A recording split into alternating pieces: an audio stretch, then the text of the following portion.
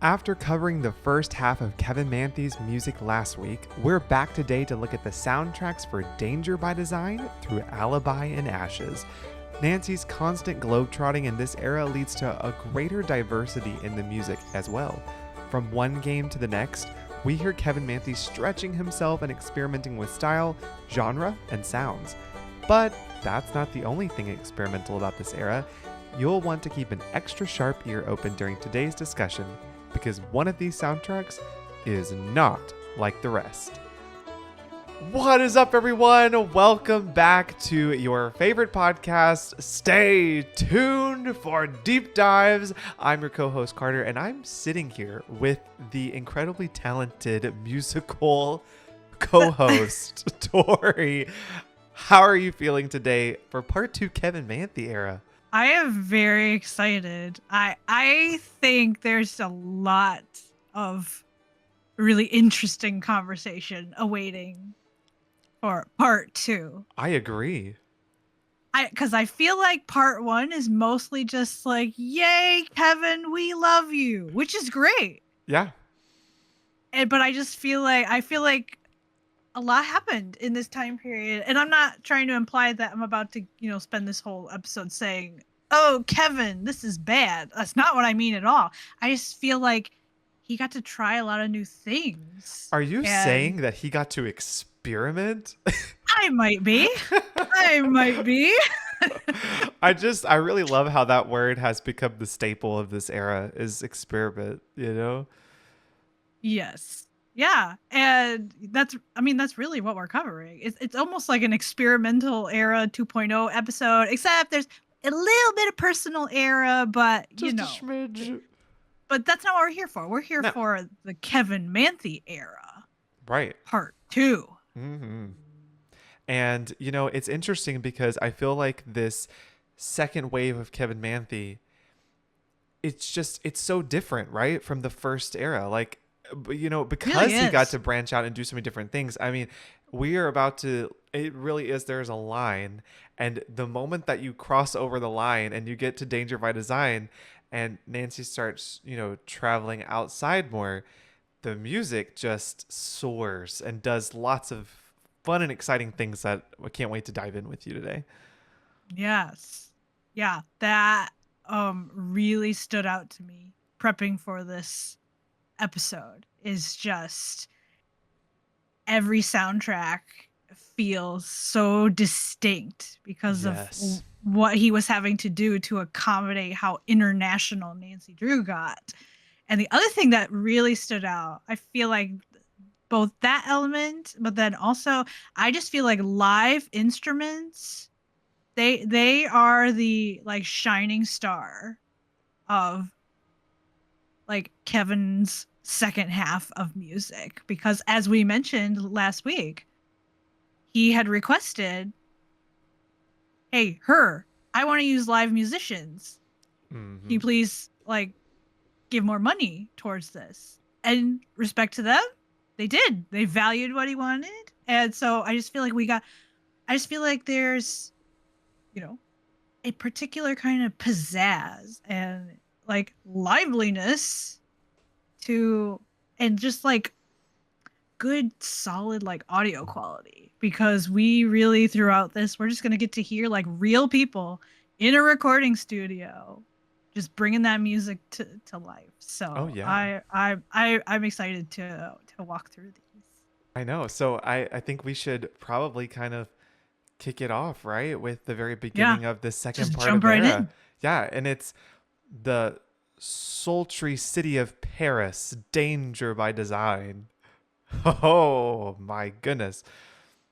I have this track near and dear written into my heart because I played this one a lot when I was first starting to really get into Nancy Drew games. Oh, okay. And I feel very attached to the soundtrack because I was pretty young when I played Danger by Design. And so I feel like I heard it a lot because I just, when you play Nancy Drew as a young player, you spend a lot of time in the environments because you're really just clicking and interacting with every little thing. I just feel like I hear so much of Danger by Design in my head. Like you can just say the game and I can just hear the da, da, da, da, oh, that saxophone start. You know what I mean? Like I just it's a such like what you said at the beginning, like Kevin Manthei's they're very distinct tracks in this era. Do you have any like individual tracks that like particularly stand out, or is it kind of just like the whole thing is just almost like when you were talking about, I think, like Treasure in the Royal Tower and stuff? It's just like, you know what, everything's a hit. I got You no know, notes. it's so hard because there actually is one track that I just like cling to so much. Okay, It's I'm Wistful. ready. Ugh. I I had a feeling that's what you were about to say, because we've wandered around this conversation before in Tori, private.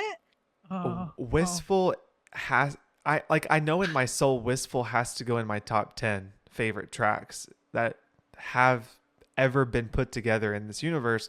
And every time I hear it, like I just I hear like JJ Ling's kitchen and I hear the streets of Paris ambience in the background and it just I can like feel it. It's just such a tangible track to me. Like I can just associate that Aw. game so closely to Wistful, being out in the park and like I feel like I can already just feel the breeze like of the park, right? Like I could Wistful makes me feel that way. Aw. Yeah. No, I'm with you. That one actually, I consider it to be like top 3. It's top Ooh. 3 for me. That's how much I love Wistful. Mm. Um, there's just something just so like, I do think it's perfectly named because there's something like really beautiful about it, but Yes. it just has this feeling like, I don't know, like longing for something, like I'm missing something, trying to get back to a place that I can't anymore. Like, I don't know. And I think especially because, as you know, we're adults now. And so this series as a whole is wrapped up in so much nostalgia. I even feel like, I don't know, wistful.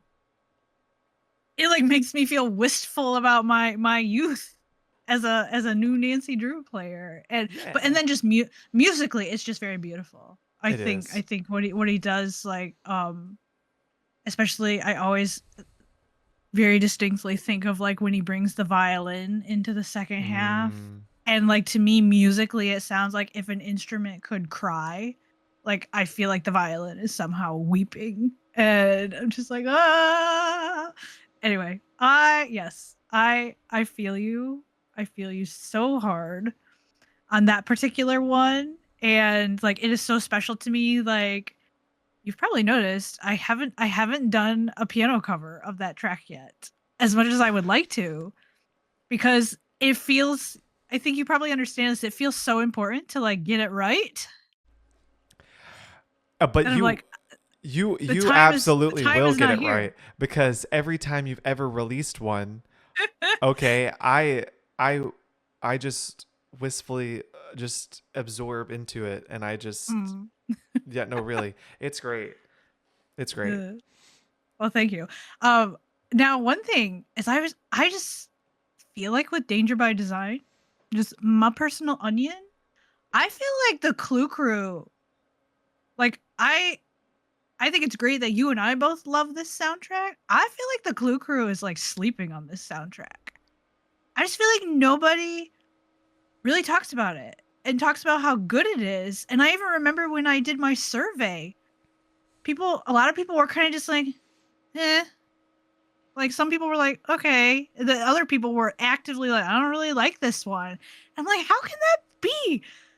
I was like, how can you not like Danger by Design's music? I know, it's so good. And it fits so Because perfectly for the yeah, mystery. because there's like yeah, like you mentioned, the sultry like Paris, Mhm.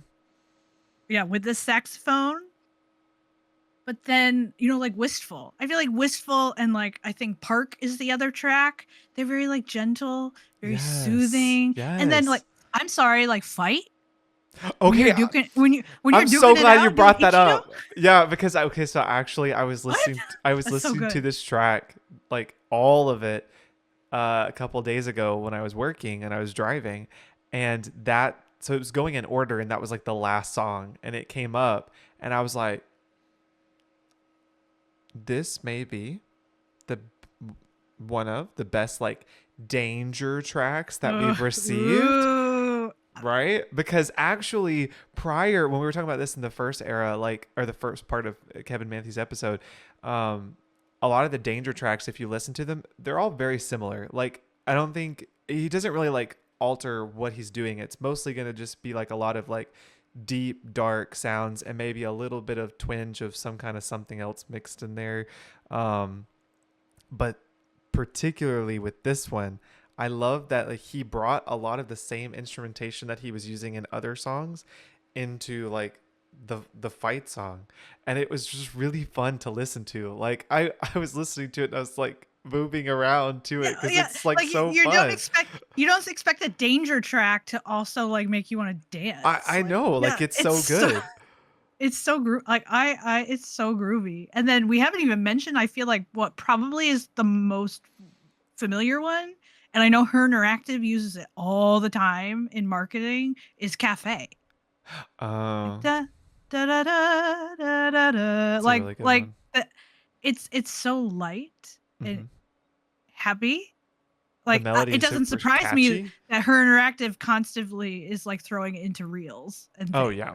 because it just works really well. So yeah, I don't know. I was trying to figure. I was like, how do people not talk about this one more? And my best theory, and I think you and I have actually talked about this before, like off air, is, and I think it's going to come up with some of the soundtracks in this era.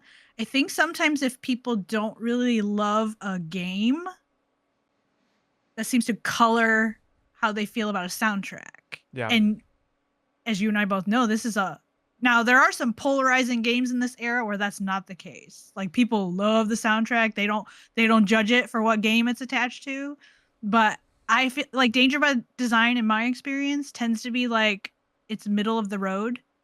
There are people who really love it, and there are other people who are just like, I don't really like this game. So I was wondering if maybe that like it makes it so it's hard to love Yeah. the soundtrack when you don't love the game that it was for. I also wonder too if it's because of the heavy use of I'm assuming it's saxophone that is used a lot Maybe in the track, because that I don't can know be if, a polarizing instrument. Yeah. yeah, and I don't know because like I know people can be very like opinionated when it comes to like jazzy sounds, and so I don't know if maybe that also is like something where people are like, no, that's not really something I want to just Yeah. listen to all the time. Although I love it because I appreciate Yeah. like I love good jazz sounds, and I love the saxophone too. I think it's a fun Yeah. instrument. Yeah. My one other thought, and it actually, because I think it actually ties into the first 4 games that we're going to talk about today. And Yeah. maybe I have just had a unique experience as a Nancy Drew player, and like my games were broken or something. This has not been the case for everyone else, but I swear to you, Danger by Design through Legend of the Crystal Skull, whenever I boot up those games, if I don't like purposefully mess with the settings, the music in those games tends to run really quiet for me. Oh. To the point that if it's a softer track, like I can barely hear it. And I don't know if it's that like the sound effects are competing and just overpowering, cuz like Danger by Design has a lot of ambient sound That's true. effects, especially when you're outside. That's true. But yeah, I just feel like White Wolf for the longest time. This is jumping ahead a bit. I was like, does White Wolf even have a soundtrack? Because I felt like I could barely hear anything when I play that game. Because so I don't know if there's something about even just the way Her Interactive designed these games.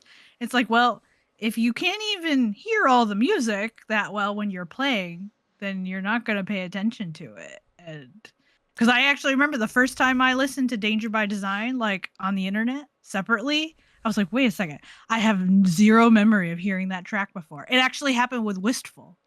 I Oh. couldn't really remember ever having heard Now, Wistful well, I before. will say Wistful actually is typically like But it is quiet. it is a quieter It's, track. It's not very loud.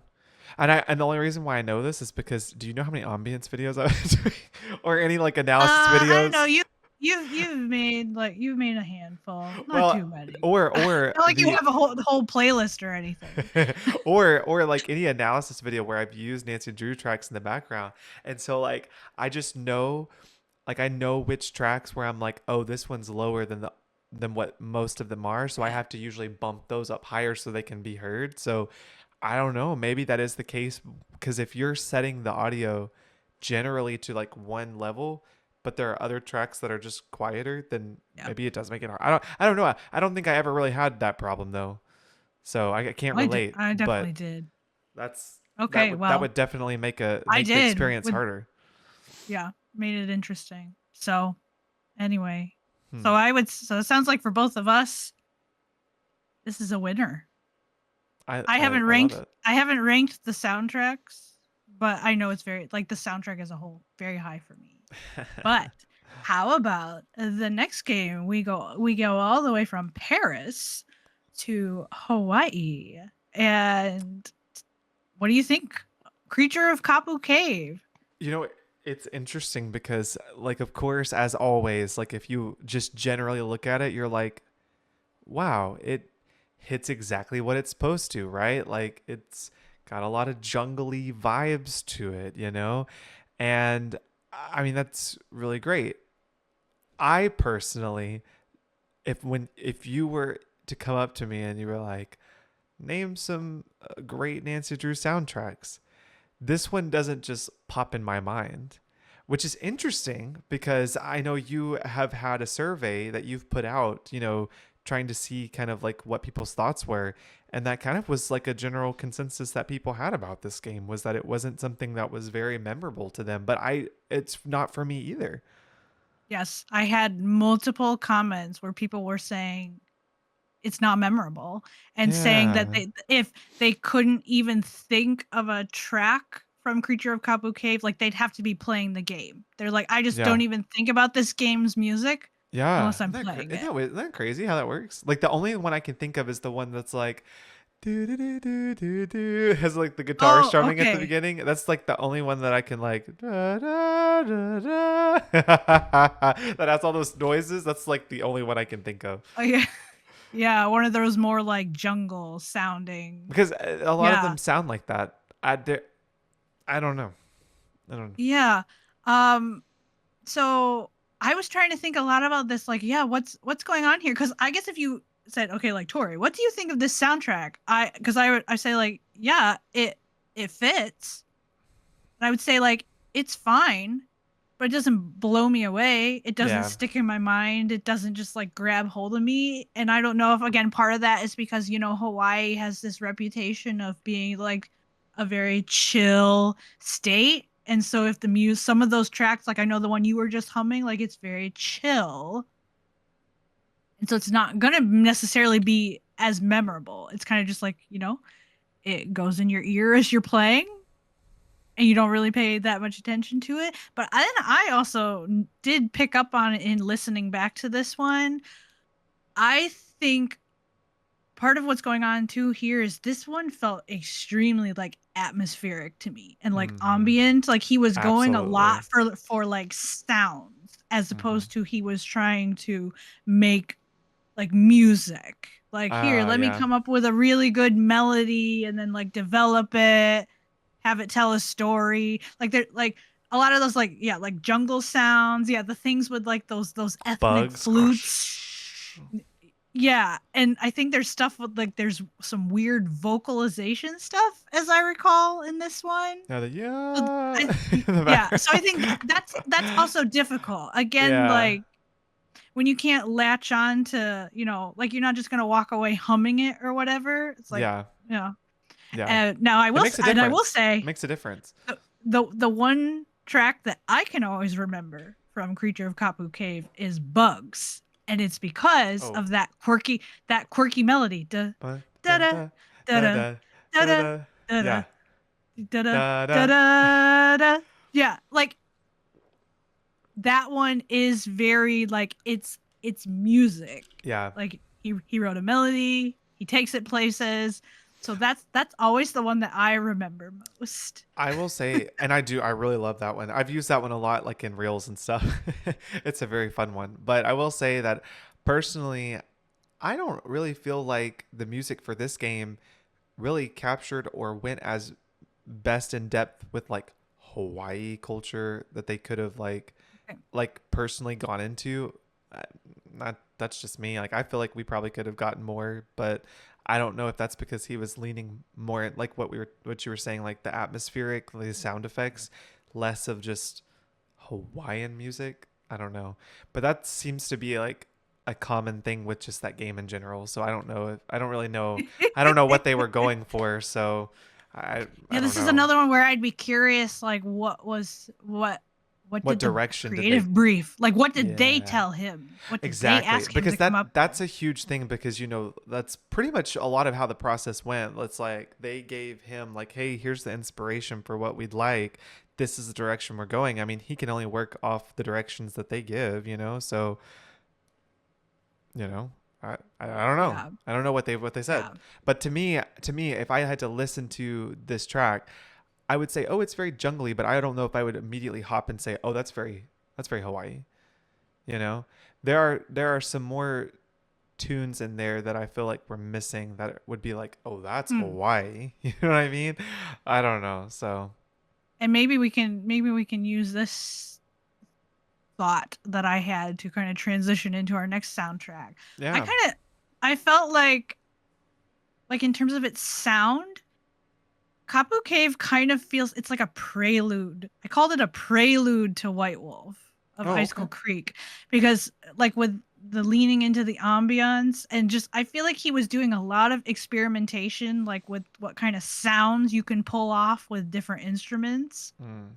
The only difference being he's doing it for a Hawaiian setting versus like Canadian wilderness. Like there's something in like the essence of these two soundtracks. I feel like Kapu Cave is like a it's just like setting us up for White Wolf of Icicle Creek like because in my onion I I would call White Wolf probably I, perhaps the most experimental like sounding of all the soundtracks. One of the most. Like there's just something about it and we can get into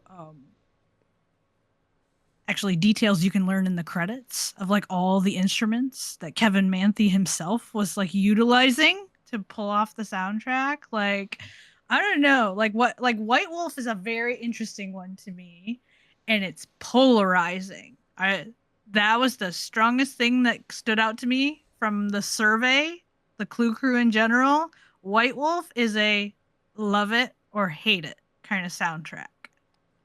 There Really? really wasn't there I didn't find a whole lot of in between. People felt very strongly, usually in one direction or the other about whether they liked it or not. I think it's because of how kind of experimental it is in its sound, which leads me to ask you, Carter, where do you land on White Wolf? Oh gosh, I think I may be an outlier. I don't think I love it or hate it. I think I'm in between. Oh, okay. Well, you're Yeah. an outlier in a lot of ways. You're a Well, it's just generational it outlier, so it's just that because I that's mean okay. like I don't like love it in the sense of like I'm like, oh my gosh, White Wolf Bicycle Creek. I just like could just smash it, just goes so hard, nothing like that. But I don't absolutely despise it either. I can listen to it and I can be like, ah, winter, like it's I because I know I'm actually different and I actually do find some of the tracks to be cozy to me. Okay. Yeah.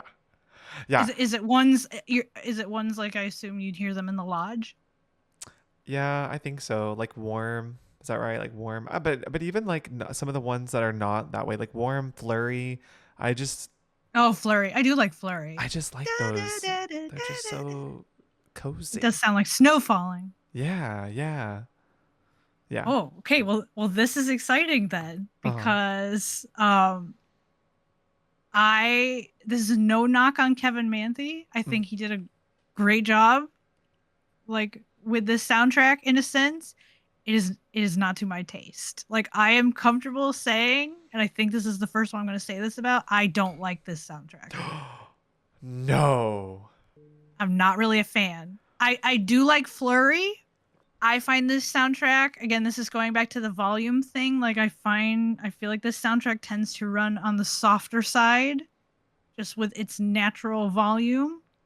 Like really the only intense track in this game is the chase track at the end when you're on the snowmobiles and some other I think it comes up elsewhere. But oh, does it play maybe in the sauna? But Oh, the really um intense one?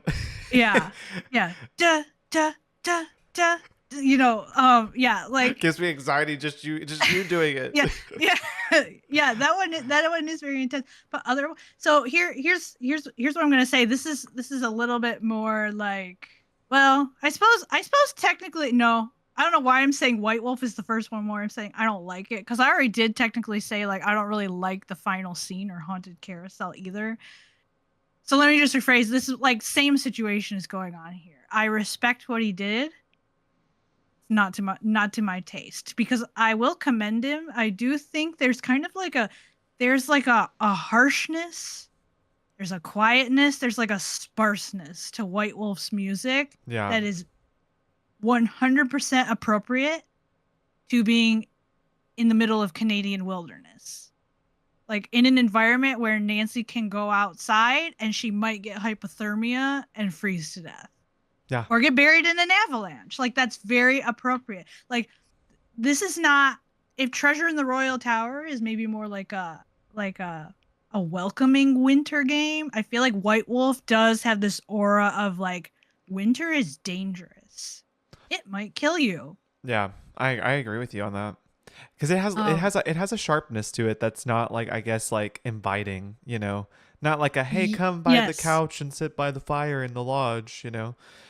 Yes. And actually that's kind of my issue. So I guess since I brought up Treasure in the Royal Tower, like Treasure in the Royal Tower has some of those tracks like Warm. they are very warm. No. They are very inviting. And I feel like White Wolf never gives me anything to offset the danger. Now, I suppose you Mm. could say, well, technically the lodge isn't a very safe place because someone's sabotaging it, but it doesn't change the fact they made that space so cozy. I Right. don't I I don't actually find the lodge tracks to be particularly cozy at all. And this might be me personally, like maybe it's just the way he wrote it. I think it's just not to my like musical taste Yeah. because he uses a lot, again, I talked about like chromatics in our part 1 episode. Like you have these notes that are very close together on the scale. Da, da, da, da, da, da, da. Like I don't find that cozy. I find it a little bit sets me on edge. I can see that. But I don't know if it's because like I don't know if it's because the idea of like being snowed in and it is a lodge. I don't know if it's just like the overall just like idea of it all makes me feel cozy, and so the music in its setting doesn't uh make me feel otherwise. I don't know. Like I Yeah. think maybe that's what it is for me, but like I Yeah. can I can hear things like flurry, warmth, and whatever the one that starts off and has like a pan flute at the very beginning. And I don't know how that like it's like a It's like pan I can I flute. can I can It, envision, I can like hear what one you're thinking of, but yeah, I yes. forget. And that one, those three to me, I'm just like those are the ones where I'm like, yeah. Very like winter wonderland Narnia, like pan flute, and we're gonna like come Hmm. inside and like bundle up. Like I don't know how to Yeah. explain it, but like that's what it always makes me feel like, which makes me feel cozy. Yeah. Yeah. The one track that I can say, yes, I like this one is Is Flurry. flurry. I do But I I do think that's think its that one best one though. I think that's the pulls best off the one. falling snow well. But then also like there's one in there called Warmth. I You don't don't find like it that one? warm. No, I don't find it I warm love at that all. one. I find it annoying a little bit. Just a little Oh, bit. I do I love I that one. really think I think somehow I'm reacting to those chromatic notes that he's using. Oh yeah. Uh so yeah. Anyway, this was fun. As soon as you started giving your onion, I was like, "Ooh, juicy!" I was like, because usually you and I so far you and I have agreed on everything. It's like, It's oh, true. I was It's like, this true. is fun. We're about to get to one where we're like sitting on the other side of the room from each other. But I do appreciate the soundtrack device. I do. Yeah, I will say I appreciate it too. I just don't like it. And I also do want to shout out Kevin Manthei himself for this one. He went to work. Not only did he write the music, he performed All of it. a ton of different instruments. If you look in the credits, he recorded himself playing panpipe, Oh, acoustic guitar, panpipe. That's what it's kalimba, called. voice, and miscellaneous percussion. So he was just doing the Wild. most. The He's just voice like, oh, though. Could you, I like know, right? he's some of that background voice. Now next time when I'll be playing the game, I'll be like, it's Kevin Manthei going, huh, huh, huh, huh, Yeah. huh, huh, huh. Like, Kevin, shh, I'm trying to do a puzzle, Kevin. My word. Yes. All right. And then we're at Carter's home state. My Louisiana heart. What joy! Legend of the Crystal Skull. So then I just gotta know. Because like, I mean, this is home. This is home life for you. Like I realize you don't live down in New Orleans, but still, Louisiana, that's your place. So I know. did he get it right? I Does it th- work? I think he definitely channeled into it very very well for what it is. I think so. You know. I think there are, of course, like if you're really wanting to get like deep into New Orleans jazz, it's a lot more like freestyle and very Okay. like loud and clunky, but somehow it all still works together like how jazz is. But I mean, I think for what this game is, what it serves, I think it's great. I think it's great. I I agree with you. Like if I don't think it would land super high like on my ranking just cuz I can think of so many other soundtracks that I just really really love, but Agreed. I think it's great. I Mm-hmm. think it works well for its game. Mm-hmm. I think, and actually one thing I will say right off the bat that I really appreciate about it is Legend of the Crystal Skull, like visually, environment, like it's a dark game. Again, as we've talked about before, it's the one game that got a disclaimer like you should play this with the lights off, and which would make it the potential I feel like to be another Message in a Haunted Mansion where like Mm. everything except for like Chinese pretty much kind of hits this one like level the whole time where you just like feel ooh, spooky, creepy, what's going on here? But I feel like Legend of the Crystal Skull, again, I love the soundtracks. Give me a soundtrack that has a ton of personality, where like no two tracks sound like remotely the same in like their mood. And this one's it's just it's like genuinely fun to me. Yeah, it is a really fun one. Cause it's got some real like ooh, creepy, like we wandering out in that cemetery, Yep. and kind of touching into like, man, Renee, what crazy drink you about to poison me with, um, but then you'll get like a track like Curio, Mm-hmm. that crackling sound like you just turned the radio on. I love that one. That's probably my favorite one out of all of them. Oh, and you're just listening to some cozy like vintage jazz, but then you get those really fun ones like Jangle. And I think Bayou's another Bayou. one. I was actually gonna say Bayou. Like, oh my goodness. And Jangle. Jangle I gotta shout out because I just say, man, like y'all just need to go look up Jangle. You just sit there. Do nothing except sit there and listen to it. You just listen to that clarinet, trumpet, and piano, like they're just having a chat with each other. And it's There's wonderful. they're just having fun. I think those recording artists that I don't know if they got to like do it. I don't know if it was like three people they got to do it like together, Oh, I but hope even so. just like them in their individual parts, the way he puts it all together, like It's chef's it's kiss. really good. And I also appreciate Kevin Manthei. so much nuance. Like, what? Tell me what he can't do. I'm guessing the answer is nothing because we already talked about Secret of the Old Clock. That's your first like jazzy Nancy Drew soundtrack. But this is a different like when he gets into jazz in this one, it's different. It It's is. not the same. Like I you think can he tell was like really trying to like amp it up yeah. because it's Louisiana. Yeah, like you can tell, I feel like you can tell the one like this is vintage, like Yeah. 30s jazz versus Mm-hmm. here like yeah, there's that like New Orleans spark to Mm-hmm. Legend of the Crystal Skull. And um we have to stop. I feel like we have to stop in this moment. Like we got to talk about one of the greatest Kevin Manthei tracks I feel like ever written, Legend. Is that not a banger? I love that one. I love all I mean obviously I'm biased because I'm from Louisiana, but the music paired with the constant rain sound effect and the fact that the game is just like dark, like the power's out, so it's just candles everywhere. It just oh my gosh, like it is a whole vibe. It is just a whole vibe. I love it so Yeah. much. Yeah.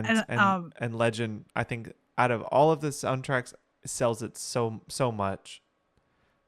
It's yeah. like a perfect, I don't know how to explain it, like it's like a perfect mix of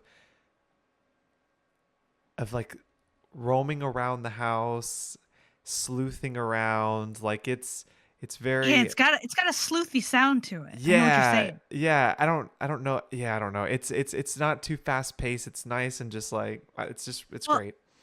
and I notice I like how it starts, it like eases you in, and then it Hmm. just keeps building, building, building, and then it kind of explodes into that one part. Like Yeah, yeah, yeah. no, like I think, and yeah. As soon as for me personally, Legend is one of those like as soon as I hear that, da-na-na, da-na-na, like I stop. I swear every time I stop everything. Like I let go of my mouse. I just sit there and like I just gotta sit here and listen to this Oh, I know. because It's so good. it is delightful. And um, I think also something that works to its advantage. Correct me if I'm wrong. I want to say that Legend is kind of one of those like it only plays in certain key moments I think so too of the because game, I remember right? there being like certain cutscenes and like that's it'll start playing then. Yeah. That's what I was thinking. And I think that works to its advantage because it Mm-hmm. doesn't allow you to get super familiar with it. Like, oh, okay. Yeah, I heard that one already. Here it Yeah. comes again. Because I know Like, it distinctly plays like at the end. Like I remember that. Like when ever like you're yeah. like And there's doing that somewhere last puzzle. else. Maybe when you use the shovel and like break into that Yes. chest, I think it Yes. plays there too, and possibly like at least one other place. But what that means is like it's like a treat when Yeah. you get to a moment in the game and you get to hear it. Yeah, absolutely. And Yeah. just, also because I know we've talked a lot about the really good jazzy ones, there's also one that I like its creepiness. It's called Tonic. And I love that one as well because it's very subtle, but it's very creepy. And I really appreciate it. I actually uh always come back to that specific track when I'm looking for like if I'm doing some kind of like Nancy Drew project and I'm needing like a creepy like soundtrack or Oh, okay. I always come back to Tonic. I feel like it's like an underrated spooky track because it's I don't even know I don't even know what the instrument is that he's using in there, but the way that it starts, it has this weird like I don't even know, just weird start to it. And that song paired with when you're out in the cemetery and you're just like you just hear Nancy's footsteps, it's too much. I You make me want to like, I sorry, melt away. Carter. I gotta leave you on hold right now and go pull up Legend of the Crystal Skull and Oh go man. live go live that moment like right now and the way Oh, you're describing it. it I just remember it so much because it creeped me out when I played the game. So it still creeps me out. Like it's a creepy track. Oh, Mm. okay. Well, that's well. I know you haven't streamed this game yet. I know. I'm like Uh, desperately waiting for I don't it. know. Maybe by the time this episode airs, you will have. But like, hopefully True. you'll have that moment of like when it happens in game, and Yeah. you can just draw our attention to it. Like, guys, listen to this. It's so creepy. Yeah, and it really no, it really is so creepy. I would say at least it ranks high for me as far as creepy Oh, tracks is okay. concerned. Yeah.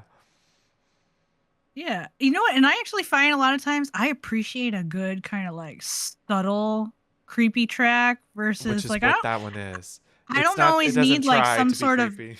yeah, I was like I don't always need some sort of like intense like in your face like I am trying to make you feel in danger and uncomfortable right now.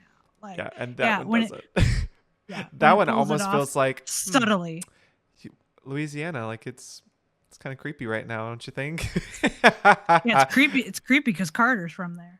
Ah, you know what? Out. Out. Hmm. You are Bye. banned. You are banned from Louisiana. Okay, yeah, yeah. Keep an eye out, people. Carter will be taking auditions for his co-host apparently because Out. he's about to get rid of me. I refuse to go. Okay, then comes, and I know Ah, we both love this game, yes.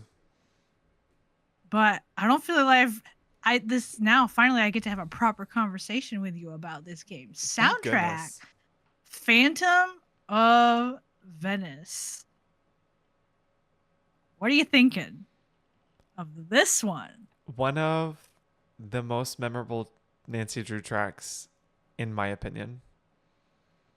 It ranks high up there for me. Ooh. I love all the tracks from this one. It's beautiful. It's almost like for me, I don't know why, when I played Phantom of Venice, I almost got like a resurgence of Curse of Blackmore Manor again. That's what I like Oh, those tracks okay. again. But I don't know if that's because a lot of like the more like classical vibes that are you can like hear in this music, maybe that's why I felt that way. I don't know. But yeah, I like love all of the tracks. They're just all very Yeah, there memorable. well, and there technically is a classical music track in Phantom of Venice, There is, which which I know. Yeah, yeah, you've yeah, talked about it before. yeah. No, it was the same post that I learned about when we talked about in the part one episode with Danger on Deception Island and how like, you know, the aquarium, this one also has Water Goblin. Is that right? Yeah, the Water Yes, Goblin. by Dvorak. Yeah, Good. so Thank legit. goodness you said the name because, but no, really, Yes. so I learned Yeah. that and I was like, oh, it's the same thing. Like I didn't know, you know? So Yes. And since we're talking about Goblin specifically, which I mm. just like, yeah, that. First of all, I mean, shout out to Dvorak. What a great piece of music Oh that my is. That gosh. Kevin just, I think, kind of sounds like he didn't really have to adapt it a whole lot to make it work. Like Mm-mm. that, you know, da da da Da, da da, da da, da da, da da, da. Like da. it's so good. It's so Um, good. and the woodwinds in that one, like, mm, Look, mm. I think you and I Oh, could probably sit here and we could hum the entire soundtrack. We I probably I could. think we could. But I also want to say, and this is a I feel like kind of a special thing for me because I know you talked last week about how a lot of times Nancy Drew music is very tied to your like experience playing the game. Like you'll hear a track and you would know exactly what you were doing in the Yes. game when you hear that. And I remember telling you my experience tends to not be that way. I just hear it like almost like it's like I separate it from the game and I'm like, man, that's just really great music. Mm-hmm. Give me more of that. And I feel like both ways of experiencing it, like that's great. It's unique to who we are. But one thing that I do actually have a lot of kind of like personal attachment to Goblin because for whatever reason there is something like I know every time you play Phantom of Venice, that's how the game opens. Mm-hmm. You get set in Nancy's bedroom at the Yes. car. Like she gets out of bed or whatever, how and you're like looking at these red walls. Like You're I'm waking this up. feels very visceral to me right now. And Goblin starts playing. Mm-hmm. And there's just something about it, like, so even to this day, when I replay that game, like, I have a very, I feel like, kind of like nostalgic, kind of visceral experience because the two, like, that, it's just no matter what, that's always how it's going to be. You get Mm. Goblin at the beginning of the game, and I just think it immediately just draws you in. Like, what a great starter. Oh, I know. I agree. But they also too, and I don't know if this is like a Kevin Manthei thing per se, but I did also appreciate the fact that this game had like the gondolier songs, like, and that Okay. was like just like a fun thing, to like experience in this game. Yeah, yeah. Extra nice touch. I'm assuming that more was probably from her interactive side of things, because I I even think so know also too. like Robert Riedel, who worked Oh, for them that at the did the time. Like, yeah, I know he sings. the He's one of the Nancy Drew themes. gondoliers. It and they're not considered part of the official soundtrack, but Right. still, like, you know it's music that you Yeah. hear in the game, and it It really does immerse. It really does immerse. Like, I think immersion, Phantom of Venice, just in every way does immersion really well, no, it does. It does. including music. It's a very music centered, I feel like, game. because of Yeah. because of that, but also just the tracks. They're so good. The only complaint that I have, and this is actually probably more of like an era complaint, is that there are so many lulls where it's just silent. Like, and I know because Like the Tesseract the puzzle. Tesseract Yeah. puzzle, That's you'll poor be that's poor design. it is, and Yeah. because like how beautiful it would be to have those tracks playing while you're doing something monotonous, like putting those colored tiles together. It would be so much better. But I agree with you. I think that this one is also linked to a lot of like specific tracks that play. I know that, like when you're out in the like open area and like Colin, and it has that like classical type of music playing. Uh I just like I like love it. I love it, love it, love it so much. That's Phantom Venice is one of those tracks where I don't get tired of listening to it. So, Yeah. mhm. Yeah, it really is enjoyable, and like, I do remember, again, from the survey, and so I made sure to mention these three in my notes, like, Yeah. Marinata, which is that da da Uh-huh. da da da da. It's so, Da, da, da. I just feel like that one's so inviting. Mhm. Just, I don't know, it feels like sunshine to me. That's the best way I know how to describe I love like how that. that track starts. Um and Pigeon, maybe should have told you to come dressed in your pigeon outfit today, so I could have recorded with my favorite Venetian pigeon. Yeah. Yeah, and then we'll end with you exploding with a tracking device. So pigeon, da, da, da, da, da, that. Da da Um, da. which, by the way, I gained a new respect for that particular track when I, by someone's request, you know, this guy that I'm hosting with, It was me. he was like, "This, I need to hear this on kazoo," and so I kazooed it like 4 parts. It was But awesome. let me tell you, that was a learning experience for me because it made me realize, holy smokes, there's a lot happening. Like, there's a lot of instruments kind of just each responsible for their own thing, like maybe carrying their own melody.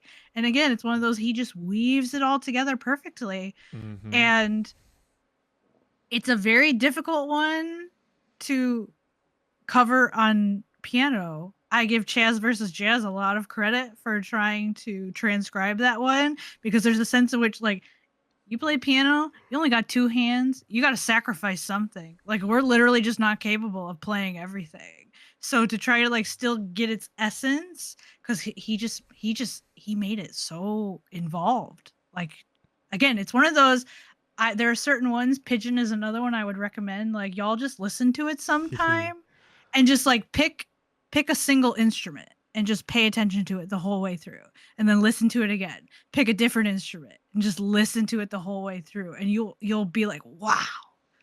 Wow, there's so much happening in here." And then the other one that was popular, so those two, and then also Tourist. I do love Tourist.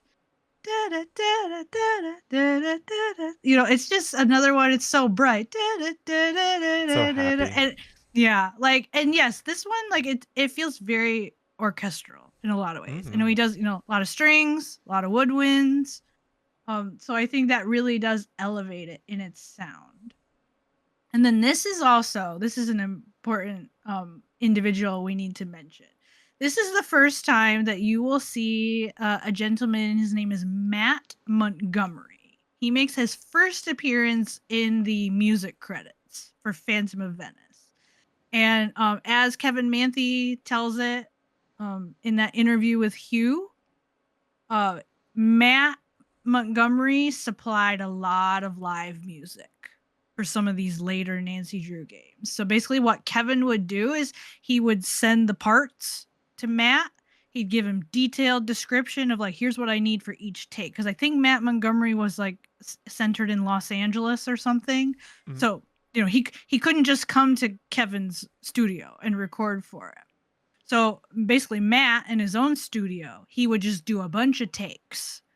And then he would send them all to Kevin, and Kevin would just kind of, you know, pick the ones that he thought would work. And then he'd assemble the whole track. So kind of the like, just like performance quality of Phantom of Venice and some other soundtracks we're about to cover, like you can thank Matt Montgomery for putting in a lot of work and sending a lot of audio files to I love Kevin that Manthei. so much though, because you know, now that we're in this experimental, you know, era of Kevin Manthei and her interactive music, there is so much collaboration happening and like teamwork into like there's a lot of love being poured into creating It makes something. me think again what you said about the group project. But in this case, they did all know what they were supposed to be doing, and on and it worked on this perfectly. side of things, the music just about almost always is going to be very well organized. 10 out of 10. Yes. Okay. Yep.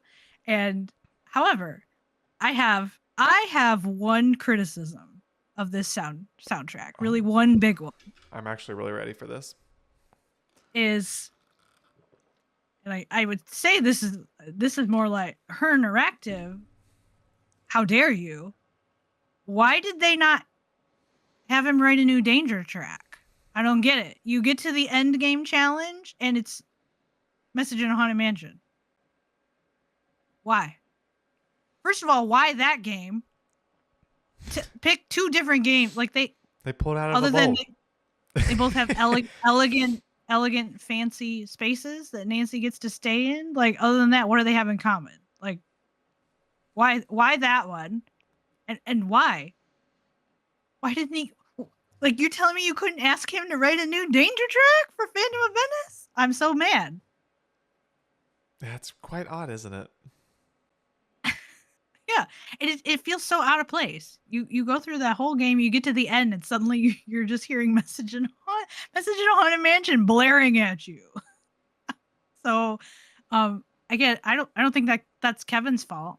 So I'm not blaming Kevin for that one. I'm just assuming like her interactive they didn't ask him to do anything.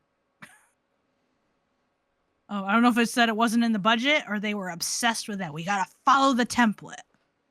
10 tracks, 10 minutes, like can't waver. Probably so, right? It must have been like a financial thing. Like we can't pay for an additional track, so we'll just reuse one we already have. Like they won't notice. Yeah. So are we ready to move on? Oh. Now this is funny because you know that there's no game Carter loves to slander more than The Haunting of Castle Malloy. I have a suspicion, though. If I had to guess, maybe you're going to surprise me. I feel like you probably don't have any slander for its music. Of course not. There's nothing. Neither does the slander. Clue Crew. I can't remember if I got a single bad comment in my survey about Haunting of Castle Malloy. There's nothing to slander. It is fantastic, wonderful, beautiful, amazing, good, great, gracious, gravy. It's the best, better, bestest. It's so good. Can we get an adjective count on this? Oh my word.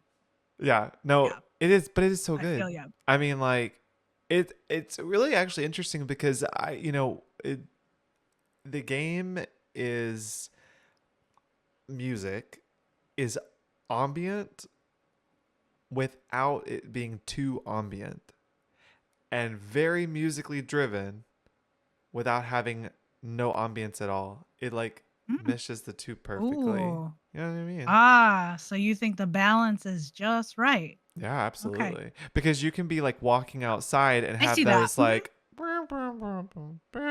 Yeah, and you kind of feel stuff. I'm very specifically hearing, yeah, like that flute That or whatever, like yes, I don't making know. all those ambient All sounds that's as like you're like randoms. wandering around the moors. I don't like it. I don't like it at all. But I mean, then you've got the other half of it where it's like, man, go over there to the with Denal and just drum it up, and just have a whole Irish time over there. Yeah, yeah, yeah. Like it's just so Very, fun. very Irish. Yeah. Yeah. Um, no, I get what you're saying. Mhm. I think again somehow, um, I think the soundtrack saves Haunting of Castle Malloy. Now I will say I always struggle a little bit. One of the things I struggle with Haunting of Castle Malloy again is that I feel like it's just visually a very dark game. What I've Yeah. learned about myself is I tend to struggle when the environment's like, dude, I just need the sun to shine or something. I don't know. Like, I don't like walking around in darkness the whole time. Um, but the music at the very least, again, it gives me that respite. So I don't feel like I'm just being oppressed Yeah. the entire game. It's true. Oh, yeah. So I get what you're saying. And I will just say again, because we love to draw attention to like, the Clue crew and how they feel like this one really was beloved Mm. in my survey. Like people just really just, oh my word, I love this one so much. Which, and I do think in general, I think Irish music, I think people tend to just kind of naturally like there's just something There's brilliant something about magical it. about it. Yeah, yeah, and like just the folk element to it. Like people I think really just they really enjoy Irish music. Mm-hmm. Um and again, this would be the soundtrack that stylistically has the most in common like with Danger on Deception Island. Mm-hmm. So I and got we a already talked about I like got a lot of tracks that I was able to mesh together from those two games because they yeah. sound so similar that it was really easy to have it transition together. Yeah. However, again, I think Kevin once again did a great job nuancing because when I play Mm. Danger on Deception Island, I don't feel like I'm in Ireland. No. I feel like I'm by the sea. Yes. Very much. Whereas when I listen to Haunting of Castle Malloy's soundtrack, I do feel like I'm in Ireland. I could walk down to the pub and all the guys are just sitting around, like guys and girls just sitting around playing their instruments, I having a completely little agree. jam session. I would say, actually, out of all of Kevin's work, this is probably some of his like, whoa, like you really went hard into town on this one, but it sounds authentic. Like something about it sounds like, Yes. See, that was like I'm like, man, he really did write some music in this game that like if you told me like, hey, that's did you know that's a traditional Irish song?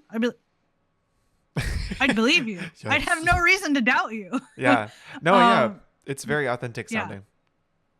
Yeah. And well, and we should distinguish, and you kind of mentioned already like, hey, you go down to the pub, hanging out with Denal, you get out your drums. I will say some of those tracks, like those tracks that you'll hear when you do the drum puzzle, those are actually legit like traditional Irish songs. So the difference is, I think, just the difference is where what Kevin Manthei's role is. He got live musicians to record them for Mm, him. So he's helping bring them to life for us. Like, so it's not. So let's not make the mistake of saying it's not like Kevin himself didn't write those tunes; they already exist. sure. But I think he put the arrangement together so that he could bring in. Let's see, it was In the credits, they're called the Irish Band in the Inn. Tom Cregan as the piper, Dale Russ on fiddle, and Mike Saunders on guitar. So, And so we they got these. killed it. Killed Yeah. it. And it's actually interesting because of this. Like Haunting of Castle Malloy, it has way more tracks. It's a longer Oh my soundtrack goodness, yeah. because you get this incorporation of actual like traditional Irish music. Yeah. So I think that's a lot. That's a lot of fun, and I appreciate that Her Interactive didn't do this. Like, okay, well, you know what? If you want traditional music, then guess what? You got to give up like four of your tracks. Yeah. They still let him write his standard number, and then those are like icing on the cake. Like, and Mm-hmm. you also get these, which I love. I do Kind of too. like Phantom of Venice. You get your standard set, and then you also get the gondolier Oh, I know. guys. Like what a long way we've come since Secrets Can Kill Yeah. with those like Yes, yes, 50 yes, yes. something second tracks. Yes. So again, this would you now I'm curious, Carter, is this another soundtrack where it's kind of just like you just love it kind of in its entirety? Or Yeah. are there I any particular like tracks that you found really like wait, actually enjoyable? you've actually listed the ones that I think I probably like would particularly like Grand, of course. That's actually my favorite. That's a really good I one. loved I love the build in that one. The way it starts very softly in a minor key and then it just explodes into Yes. major. I feel like, and you know what? I feel like a lot of the Oh, tracks in this game kind of like yeah. they start off really slow or like really like soft, but man, they're gonna like give it to you like at the very end with like Mm. all it's got. But no, you've mentioned like Grand. I really love Fiona. Oh, yeah. Yeah, That one's that was really a good. popular one in this survey. That That actually one's a might good have been one. the one I think that won out as favorite. Yeah, like that one's really good. And then also too, which again, it's funny because you mentioned it, like you're picking out all the ones that I'm just like, yeah, Flight. I love that's the one I think Kevin Manthei did actually write that one. And that's the one like, Really? I don't know. Like that one, honestly, I think it's worthy. Put it in a movie. I don't know. Put I'm it telling in you, it Tori, I'm belongs. telling you, It's worth being in a movie. it could be a series where we just say, I put I put Kevin's Nancy Drew track in blank movie and just stick it in a scene and let's just see what happens because I'm telling you, there are too many tracks that are just perfect for that. And Yeah. given that his background is in like soundtrack movie soundtrack, Yeah, he studied writing film music. we should just So he nailed it. we Yeah, should he just knows like what he's doing. paste it on there on somewhere and just see what Yeah, happens. yeah. And again, this always to me, I'm thinking about like Her Interactive, tiny little gaming company, and they're getting this quality. Yeah. Like he really put his heart and soul into it. What a Um, gem. like he didn't. I feel like he like elevates these games because he just always is going above and beyond. Really, just putting in the most on everything. Mm-hmm. Yeah. So a couple other things I really wanted to mention. Again, this is just because these are the kind of details. Oh, I just obsess over these. You mentioned Fiona. I love that Fiona and Nursery, like he links the two together. You'll hear that melody, like that. Like da da da da. I just had to switch because I'm not a soprano. um, Anyway, I love that Nursery. Like you hear Fiona's melody, but he kind of does some like creepy things to it. And That's the creepy. nursery's all like it's creepy and it's all torn down. It's got those weird signs. And dolls and things Yeah. broken and Yeah, yeah, it's really creepy. So I like that musically. He's it telling like, fits. yeah, this here's Fiona, but like something not right about this room. Yeah. And then we got to bring in a fun fact. So I already mentioned, so we had the Irish band in the end. Kudos to those guys for giving us live Irish music. But Mm-hmm. also, Kevin's daughter, Piper. I'm not sure exactly what specifically she contributed. but she supplied music for this soundtrack, so he's getting the That's family really involved. cool. Matt Montgomery, once again, shout out to him. He supplied violin, double bass, and guitar. And then Amazing. here's the fun one. Here's the real fun one, people.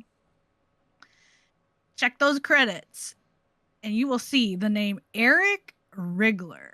He played the Ilian pipes, Scottish small pipes, and Irish whistles for this game. And here's your fun fact: this guy played for the Braveheart soundtrack. Wow. Okay, so Kevin went out and found a a big name. Like, y'all probably know, like, even if you haven't seen it, you probably know Braveheart's a pretty famous movie. Well, Wow, that's there's really your impressive. crossover. When Braveheart found its way into Nancy Drew. There's your connection because of Eric Rigler. Like, wow. I just love that we are like 1 degree of separation from a really iconic movie. It's pretty sweet. uh yep. So that's Haunting of Castle Malloy. What a No great slander one. to be found here. No.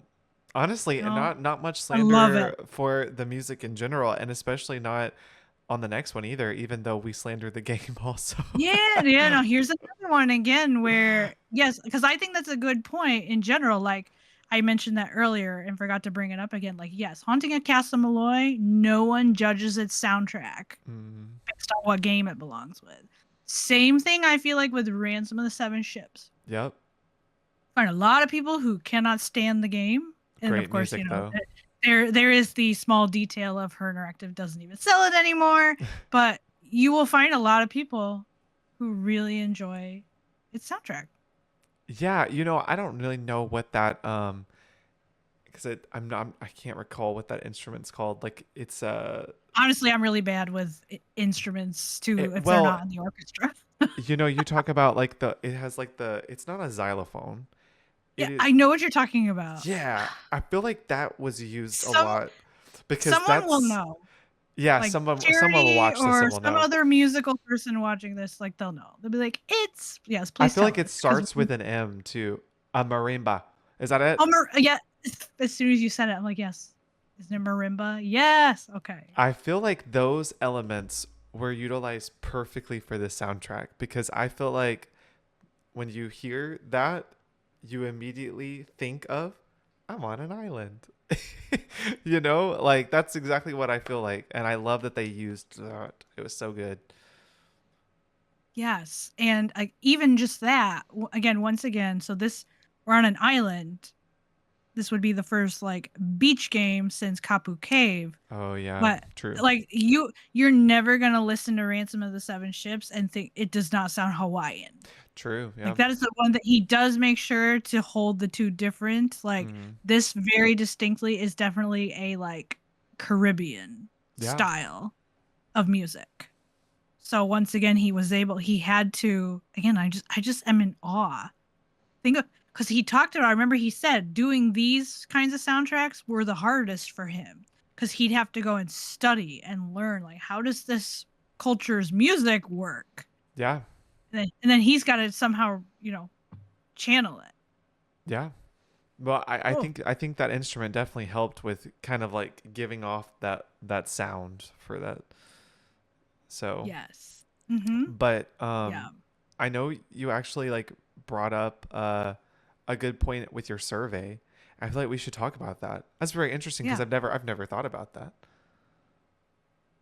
Yeah. So what? Yeah, and I hadn't either. Something that came out from my survey is that I did get some people, they're critical of this soundtrack, not because they dislike the tracks, but they feel like something's missing. And they're more so like it's really bright and sounds way too happy for a mystery that revolves around one of Nancy's best friends being kidnapped. Like, so I think it felt there was like it felt very like I guess like cognitive dissonance. Like I don't understand. Yeah. You're telling me you're supposed to be concerned about a kidnapping while this da da da da da da da da da da da da. Like what am I supposed to do with this information? What do you mean? You're supposed to go play some mini games with monkeys? I'm supposed to go hang out Go with rock monkeys, which climbing. by the way, irony of ironies, I love the monkeys track. I do Dun, too. da, da, da, da, da, da, da, da, It's so da, da, da. good. The irony me, I can't stand the monkeys. I got less than zero nice things to say about the monkeys, but you better believe I love the music that he wrote for them. It's so good. And look, let me tell you, I I think that this game has a lot of annoying parts. Like we could have a whole episode talking about how annoying this game is. Uh, I could fill pages of how like the golf cart, the monkeys, Are the you telling me coconut. that this is season 3's narrative art slander? How many things can we slander in this series? We may have to because I could spend a whole episode talking about how much I dislike elements of this game, but the music is so like rich in lots of different ways. I know for me, one that actually this is my favorite soundtrack, like my favorite track from this entirety soundtrack is actually the guitar one, Toro. Oh, Toro. I Yeah. Oh, love that one. I love isn't that Spanish one so guitar, and so so alluring? I just think that that one it has just a nice like just touch to the island music. Like it just is bringing in another part of history, and that is a part Yeah. of the game, you know. So it just is so good. Like I love it. Yes, and it really does. I think what helps that one really stands out because there it's so different from all the rest. Like it's mellow, but Mm-hmm. then also yes, that it really like I just find it completely captivating. Oh, me too. Me too. Yeah, it makes me. Um, It does make me want like, ooh, let's go find buried treasure. Let's go, let's go. You know, like I don't know, let's go sail yeah, the open sea. You know. yeah, and I do love again it fits the story that's going on because as you mentioned, Spanish guitar, which the Right. whole thing is like El Toro, he was leading a Spanish fleet of ships Mm-hmm. and they got shipwrecked in the Bahamas. Oh yeah. So Kevin had to kind of capture like, okay, yeah, we're in the Bahamas, but also there's this Spanish element. And I know he does that again with the track Sailing, like sailing right at the very, very end. You'll hear that Spanish Yeah, guitar I know what you're talking come about. in. And I feel like he's giving you that nod, like, hey, you're sailing the same seas that, El Toro and his fleet were on. So I think it's great. Oh yeah. And then another one that I actually hadn't really thought, I personally hadn't thought about this a whole lot, but tons of people mentioned it on the survey. Is that the one that's Um, like bum they, bum? yeah, da da Yeah. da da da da da da da Yeah. da da da da da. A lot of people felt that Johnny had very strong Pirates of the Caribbean I can see vibes. that. I can see that a lot. And to the point that they actually wondered if Kevin like actually listened to the soundtrack and took some inspiration from it because they're like, Maybe. man, these just feel so similar. And I was like, yeah, you know what? That's a good point. Maybe so, because Johnny Roll, Johnny Depp, like I don't know. Maybe so. Yeah, and I could. Kevin strikes me as the kind of guy that he would be that clever. And he'd throw that kind of thing in as like an Easter egg, and like, congrats to you if you picked up on it. So I don't know, but yes, I do enjoy it. I'm with you. Yeah, I could complain about Ransom of the Seven Ships so much, but I do enjoy its Its music soundtrack is its highlight a for lot. sure. Very very solid. All right, and then Interesting one. ooh, warnings at Waverly. And I will be curious to for our audience listening, If they how know. many of you know this, or if this is going to be new information to you. We're here for Kevin Manthei Part 2. Dun, da, da, da. Here's your outlier. Kevin Manthei did not write Warnings at Waverly soundtrack. Dun, dun, And not only dun. that, Yeah, he had nothing to do with it. His fingerprint is not on it in any way, shape, or form. Mm. So, in terms of the original music in this game, so I think that would be Hollowell, Storm, Black Cat, Gossip, Waverly. All of those tracks were composed by Sean Beeson. This is the only soundtrack that he did for Her Interactive. He comes in for this one game, and then he's gone. Like just this one random like they didn't work with Kevin Manthei. That's the Um, experimental era for you. yep. And I will, since we're talking about it, I will just mention like Kevin at least has said he said that Her Interactive like told him that they were going to be using basically just source music and sourcing it themselves, like having people to come in and record for them. And if you don't know what source music is, I looked into that terminology. That's music like it's actually part of the story itself, meaning like the characters in the story are hearing the music the way the audience would, which in this case that applies to every time you go upstairs you hear Mel practicing cello. That Mm-hmm. to us, like that's both, it's the game's soundtrack, but it's also like Kareen, Rachel, like anyone else who's upstairs, like they are hearing Mel practice cello. Mm. Um Now, why did they not ask Kevin to work on this game? We don't actually know. But I will just mention, so shout out to our, again, one of the other very great like musical Clue Crew members, and also like she's a research queen. Jazz versus Jazz, Charity. So she was on a Susie Should Be Sleeping. It was actually the Warnings at Waverly live stream. This was earlier this year, and people in chat were actually asking like, why didn't Kevin, because it came up in conversation, hey, Kevin didn't do this soundtrack. People were like, why? And Charity doesn't know for sure, but I will just mention this because she mentioned it like on a live stream. You can go look the live stream up and look at the chat replay yourself. But her theory is she does think it's for financial reasons. Basically, they were trying to save some money. Because I'm assuming also at this point, probably because of his pedigree, his resume and stuff, like, Kevin would, he deserves his income. Like, you need to pay this man what he's worth. So I think he probably did come with a higher price tag than someone less well known. But then also, they were working on the Hardy Boys DS game Treasure in the Tracks at this time.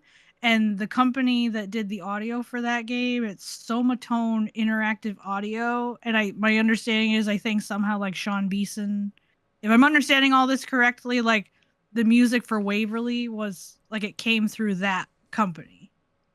So it's like they just decided, well, hey, we're already working with this one group on our DS game, so let's just ask them to do Waverly as well. Poor decision. Ooh. Now it's why do you, I'm curious, do you say that because you actually don't like Waverly's soundtrack, or are you saying that because you feel like we kind of have a missed opportunity here because we'll just never know, like, what did we miss out on because Both. Kevin. Both. Okay. Both. Because no, one, because I do believe that Kevin Manthei would have just crushed. we missed we missed Crushed. we missed out on Dark Academia, Kevin. That's not fair. He would have crushed it because it would have been like I agree with you. he would have been like a mixture of like maybe Curse Blackmore Manor a little bit. I was just thinking that. I was like, And he's already proved he could he yeah, could he could nail it would have been so like good. It would have been so elegant. good. Plus, Yeah, and there was a lot of there's like he would have been able to channel piano because that's what he says he knows best is pianos. Like yeah, that's his instrument. he would have he just would have just soared with it. But also too because Yes. I don't think Yes. that I did learn about warnings at Waverly Academy being something that they outsource like from a company, but I've listened to it before, and like there are some good tracks. Like like I think it's Gossip that I love a lot. That one's a really like Da, fun da, one. da, Da da, da da, da da, da da, da da, da da, da. da, da, da. It's Yeah. so fun, It is. But I do think that there is something about the track that feels a little like there there are some tracks that are distinguishable, but I think there is something about it that can just blur all together really easily. And Oh, I I know what you're saying. There is a yeah, certain sameness yes, to there's like Waverly's original music. I exactly. know what you're saying. But also too because there's a pretty good portion of the music that's just like cello and stuff and like just I think it's like supposed to be Mel practicing her violin. That's like Yeah. a whole 5 minutes of that in the track, and it's just not one that I feel like has lived up to what Kevin had already built, in my humblest opinion. Yes. Yes. It's to me, it's like, especially once you know Kevin Manthei had nothing to do with this soundtrack, to me it becomes almost glaringly obvious. Like you can tell just like again, Yeah. I do like Waverly's.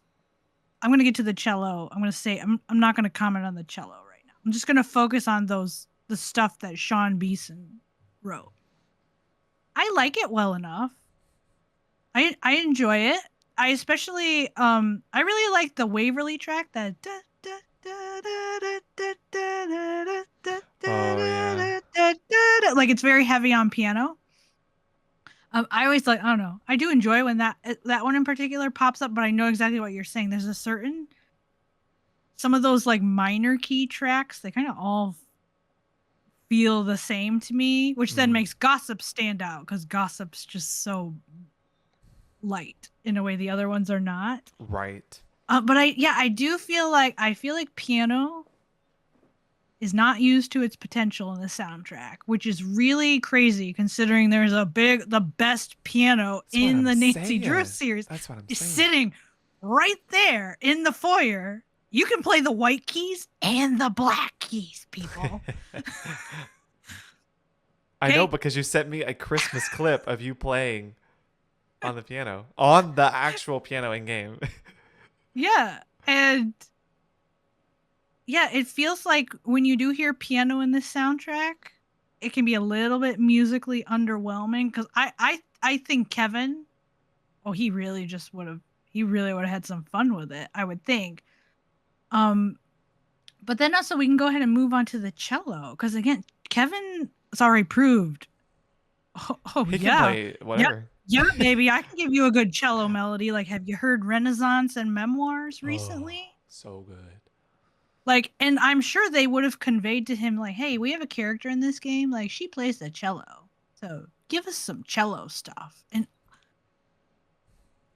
oh, I just already know. I think we would have gotten like Memoirs 2.0 Yeah, or something. yeah, So I agree with you. Like, we got cheated.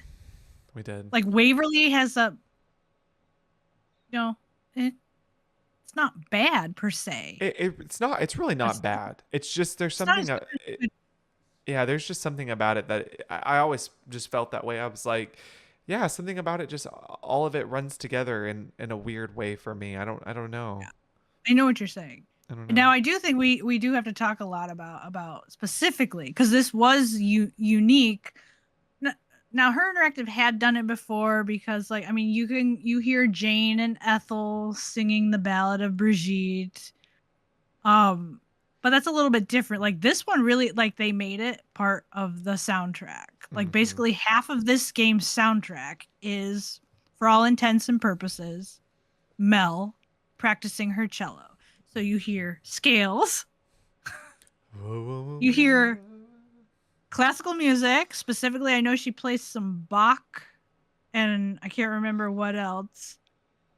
And it's got that muffled quality because you're hearing her through the door. So they went very like realistic. Yeah, So like, what's your onion on this choice? I just don't think that has to be in the soundtrack. Yes. You know I what think I just that's realized yeah. because of this conversation we've been having? This is like the antithesis to Phantom of Venice and Haunting of Castle Malloy. Gondolier songs and the pub songs, those were Yes. add-ons. Kevin got to do his set amount, and then that was Yes. bonus music. Yes. Whereas Mel's cello is in place of. You only get, what is it, 6? Did I say 6 tracks, I think, that Sean Beeson wrote? And there actually are like traditionally more of like the shorter tracks. Like they weren't as Yeah. long, I don't believe, as what Kevin was doing in the last 5 Yeah. games. And then other than that, you get all this cello. Mm-hmm. And then there's that random piano piece, which I think is just a Chopin classical music piece. It's not even in the game. And then there's also that famous violin, the Devil's Trill. Like it's a famous violin sonata, and they put all those weird, like distorting audio effects. Yeah, it's like we're just saying her interactive, they copped out because they either couldn't or didn't want to pay. Well, I tell you what, they Yeah. quickly realized their mistake because he came back the next game. I don't know if they went and got some Yeah, more donations or yeah. what, but thank goodness they did because we And got thank the goodness. beautiful gift of Trail of the Twister. Thank you, Kevin, my man. I love that soundtrack. I do too. This is a personal favorite of mine. It is mine as well. It, it's just vibes. It is vibes. It's actually like, earlier we were talking about this right before we had started the podcast episode because, Tori and I, we like to yap. Even before we professionally yap, we yap, just yap.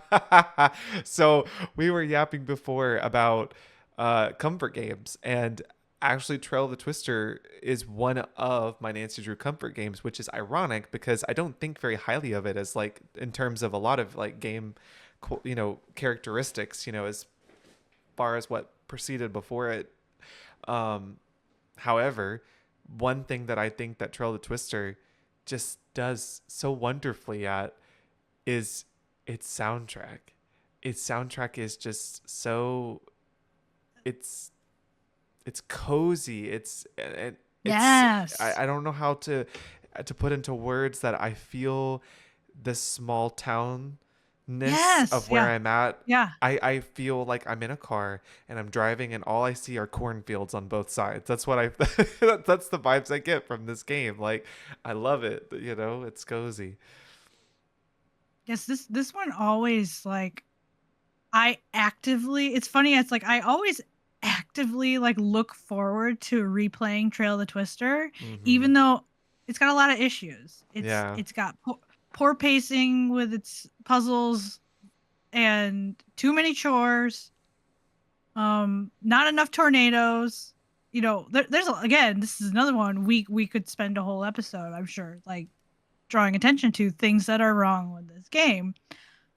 But I always look forward to it because I was like, oh, I'm gonna get to hear this lovely bluegrass music.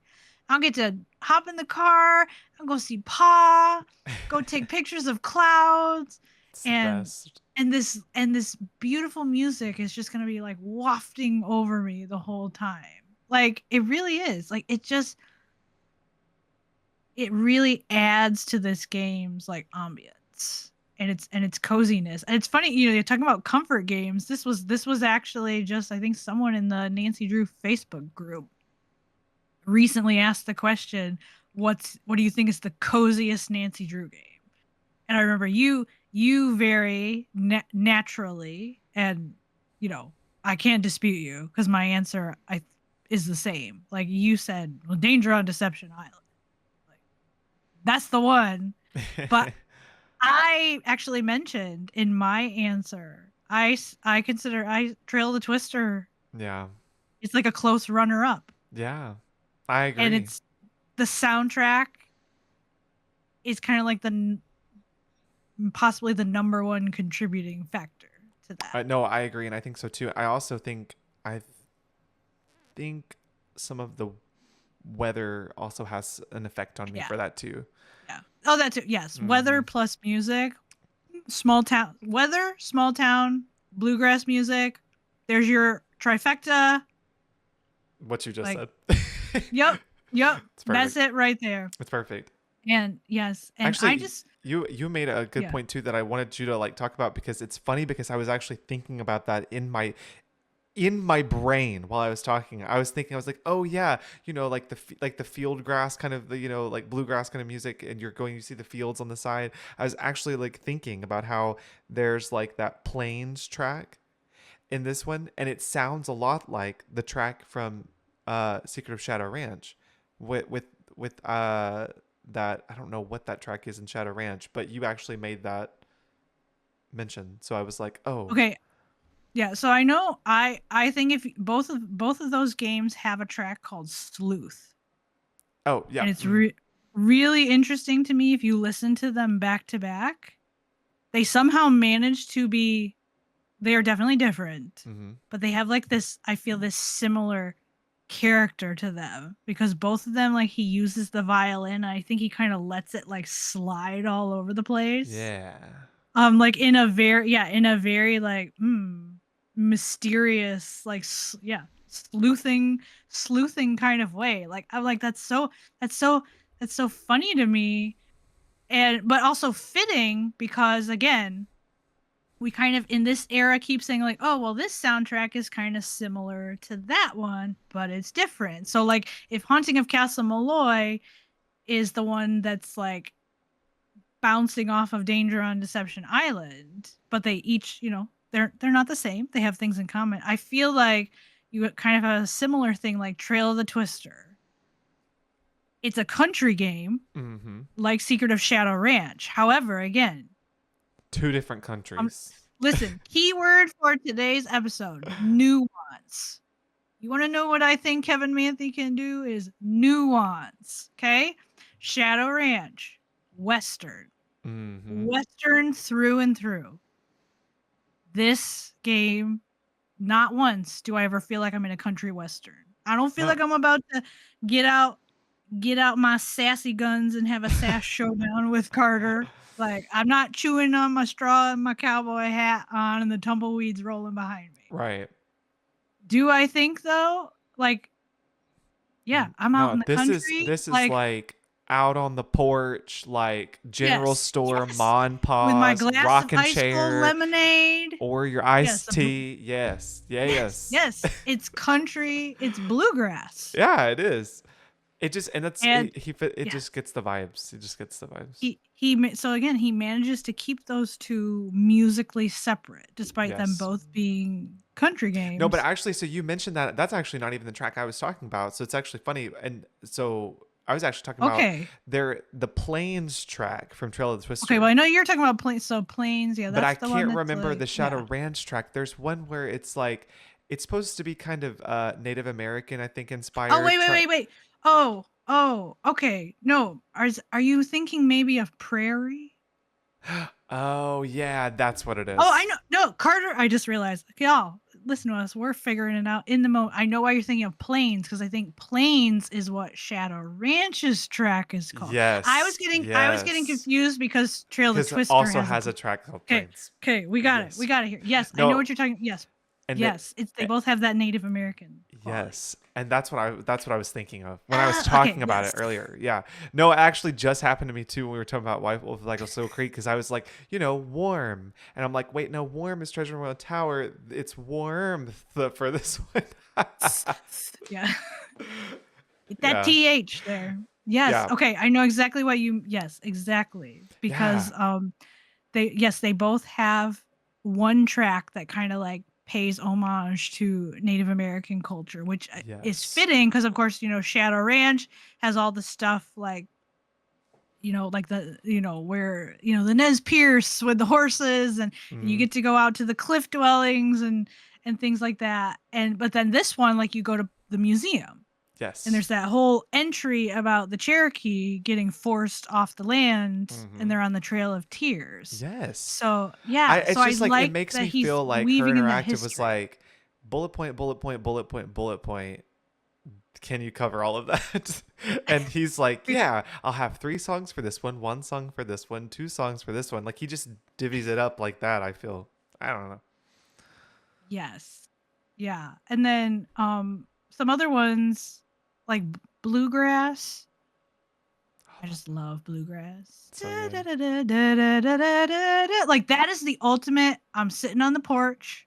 There's a breeze rolling through. Yeah, I Mm-hmm. got my iced tea or my lemonade. I'm sitting in the rocking chair. Like paws come over for a Yeah. visit. Like we're just chilling, I know having a the great time. moment that that track starts and the little strings start, and it's about to pick up Yeah. and it goes in. Man, I just start dancing. Oh man, Yeah. it's such a good It one. really is great. Well, and then there is the track called Dance. You know that da Oh yeah, da yeah. da da da da Dun, da da dun, da. dun, dun, dun, Lovely. Yeah, dun. let's go have like a barn dance. I'm Mm. here for it. I think Plains is also beautiful. Like Trail of the Twisters Plains. Now that we figured Let's out get what we're that talking clear about. first. Yeah, so that cuz it's got that very like there's a little bit of kind of a almost like a melancholy element to it, like that da da da da da da da. Yeah. Like, yeah, Yeah. and there is a sense of like there is like a wide openness to it. Like I hear that music and I can Yes. envision like just Great way to put it. On the feet. looking out. Yes. That's how I Yeah, felt in I my mean, soul and you pulled it out. yeah, and then country, it's got the da da da like I can just picture I don't know cousin Earl sitting on the porch and he's just plucking away. I don't yes like Chase. Chase. yeah it just brings Oklahoma to life.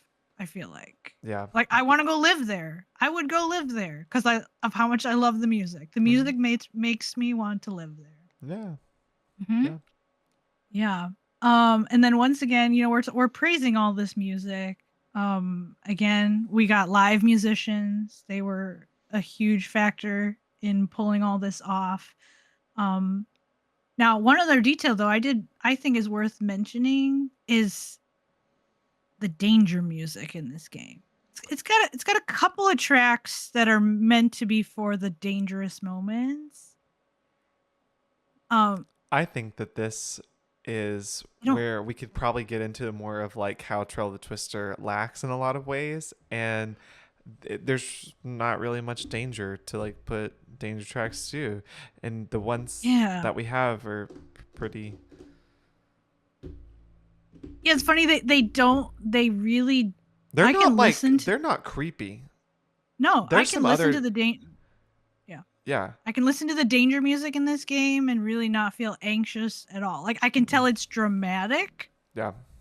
but it doesn't unnerve me. Like we're not no, this is not the final scene where I feel like I'm about to have a heart attack cuz I'm so scared. Yeah. No, no, no, really. I mean, it's strange because a lot of other games where Kevin has done danger tracks, they haven't always been like you really like super unique, but they sure have been scary. He can make some scary music now, which we're about to get into. No. But the danger tracks, particularly, like I'm thinking Yeah. of things like, well, the most final scene, right? And then maybe like Curse of Blackmore Manor with all those creepy like echoey sound effects Yeah. and just like different stuff like that where he just has some like weird sounds in there. It just like doesn't really, because I mean like if you think about it, there's really nothing like that is happening in this game. There's no like ooh Yeah. secret dark tunnel or like Yeah. nobody's about to get like murdered with a gun or kidnapped in a boiler to wrecking ball come, you know what I don't know, it's just in this I'm not game. in the sauna about to pass out from the heat. Yeah, so I don't know, it's just this one's more of like a mild danger, you know. Yeah, yeah, and I just thought it was interesting. I was like, yeah, that's really interesting to me that the soundtrack kind of mimics the game in Mm, that neither sounds is particularly dangerous. yeah. But yes, you already mentioned it, so I think we're ready to move on. Mm-hmm. Danger. I'm Like, ready. holy terror, Batman. I'm scared. Send me home. Shadow at the water's edge. Wow, is there a lot going on with this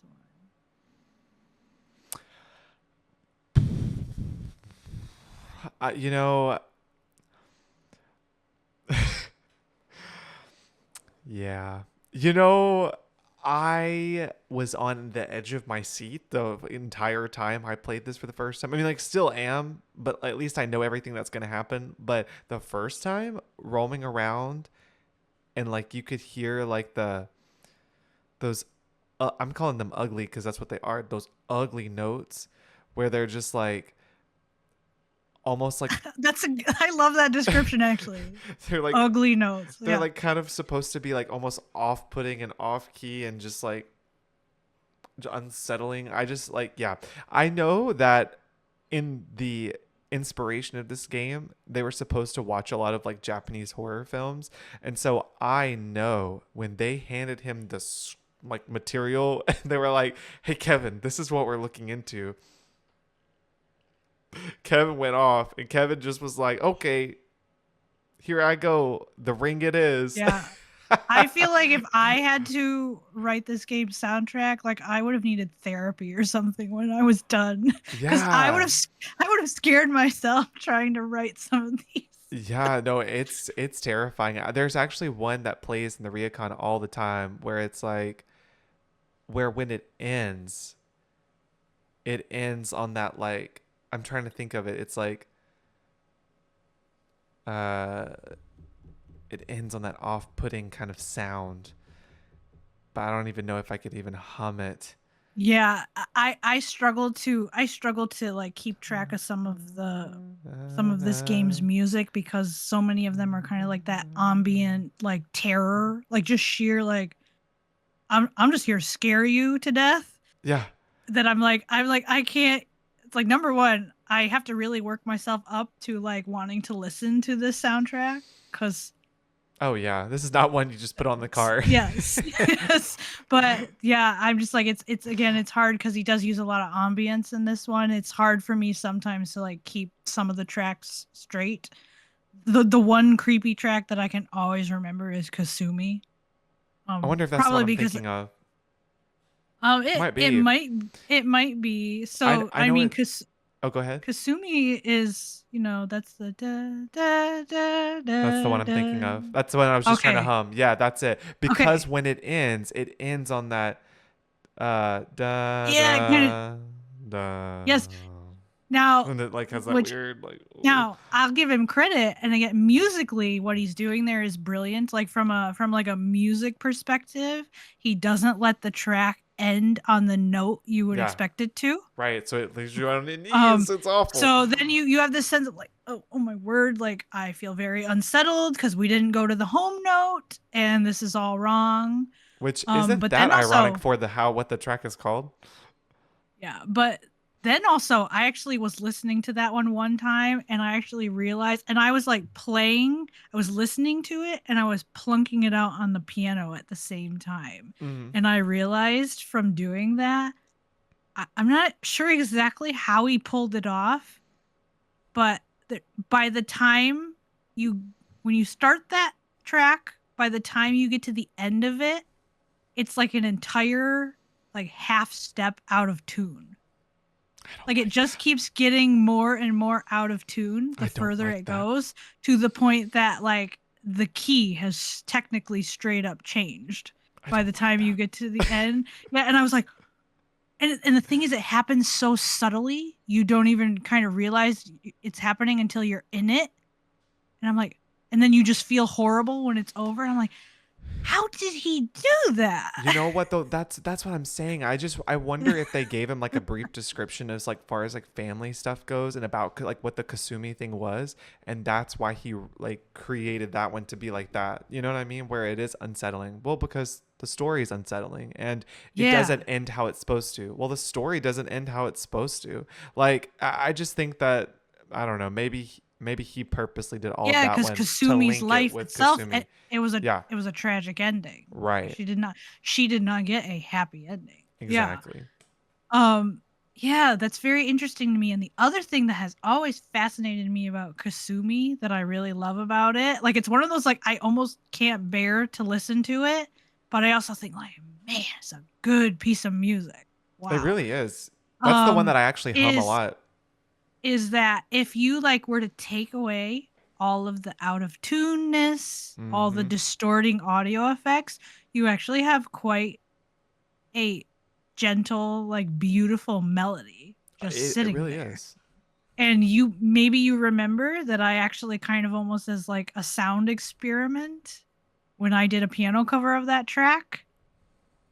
Um, I like did the second half in such a way I was trying to draw attention to like, guys, look if you just like took this melody and played it like Oh yeah. nicely. Hmm. Like look how pretty it sounds. Yeah, no, it's a beautiful track. Like even though like with all the creepy elements, I hum this one all the time, all Yeah. the time. And yes, and I've always found I feel like that's really fitting because you have this element of like, Kasumi. She was someone's daughter. She Hmm. was two girls' mother.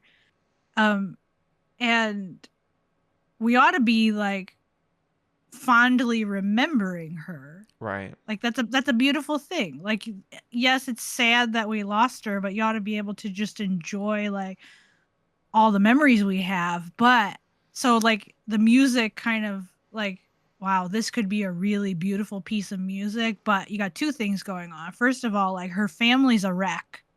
They're all fighting with each other.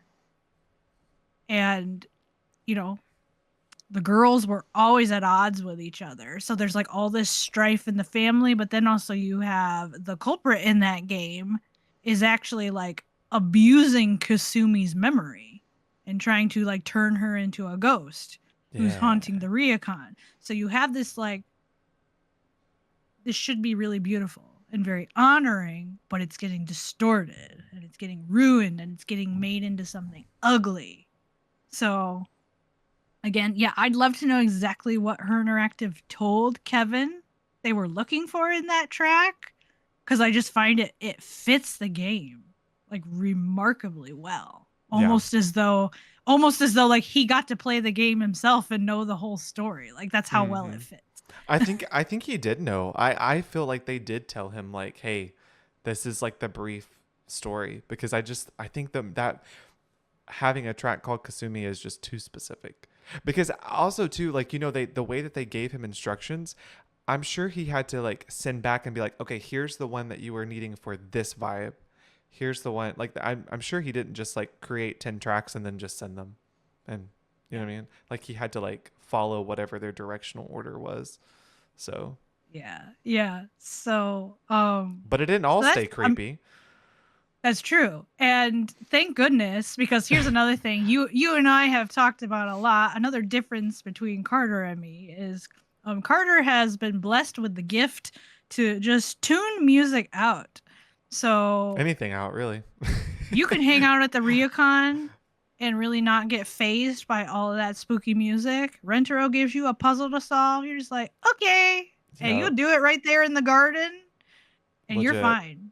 You can It's do it's what George's Monster Sudoku and think nothing of it. it's definitely what was happening. Yeah. Whereas me, I feel like I'm about to be admitted to a psychiatric hospital if I have to listen to like one more second of this terrifying Ryukon music. Like I do get it does make me like physically uncomfortable, anxious.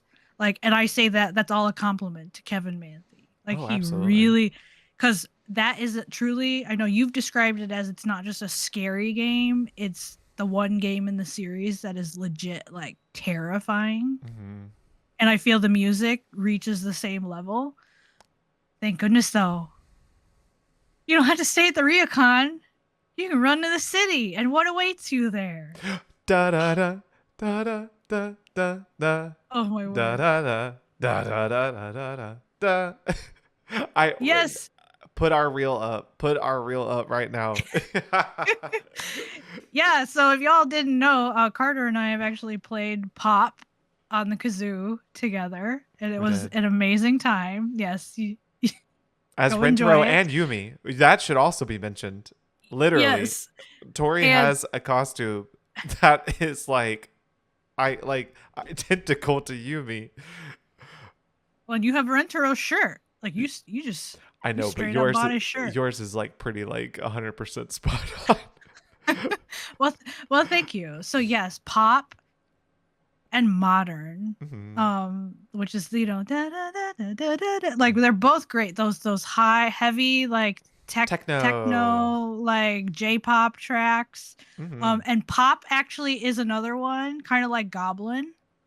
I remember playing this game for the first time and hearing pop and just being like, I think I went into the train station.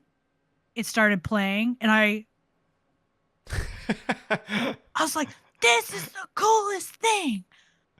This isn't a Nancy Drew game. I love this. I just want to get up right in that moment and like just start dancing. Like, it's so good. And that I remember used to, this was back before like I didn't own any of the soundtracks.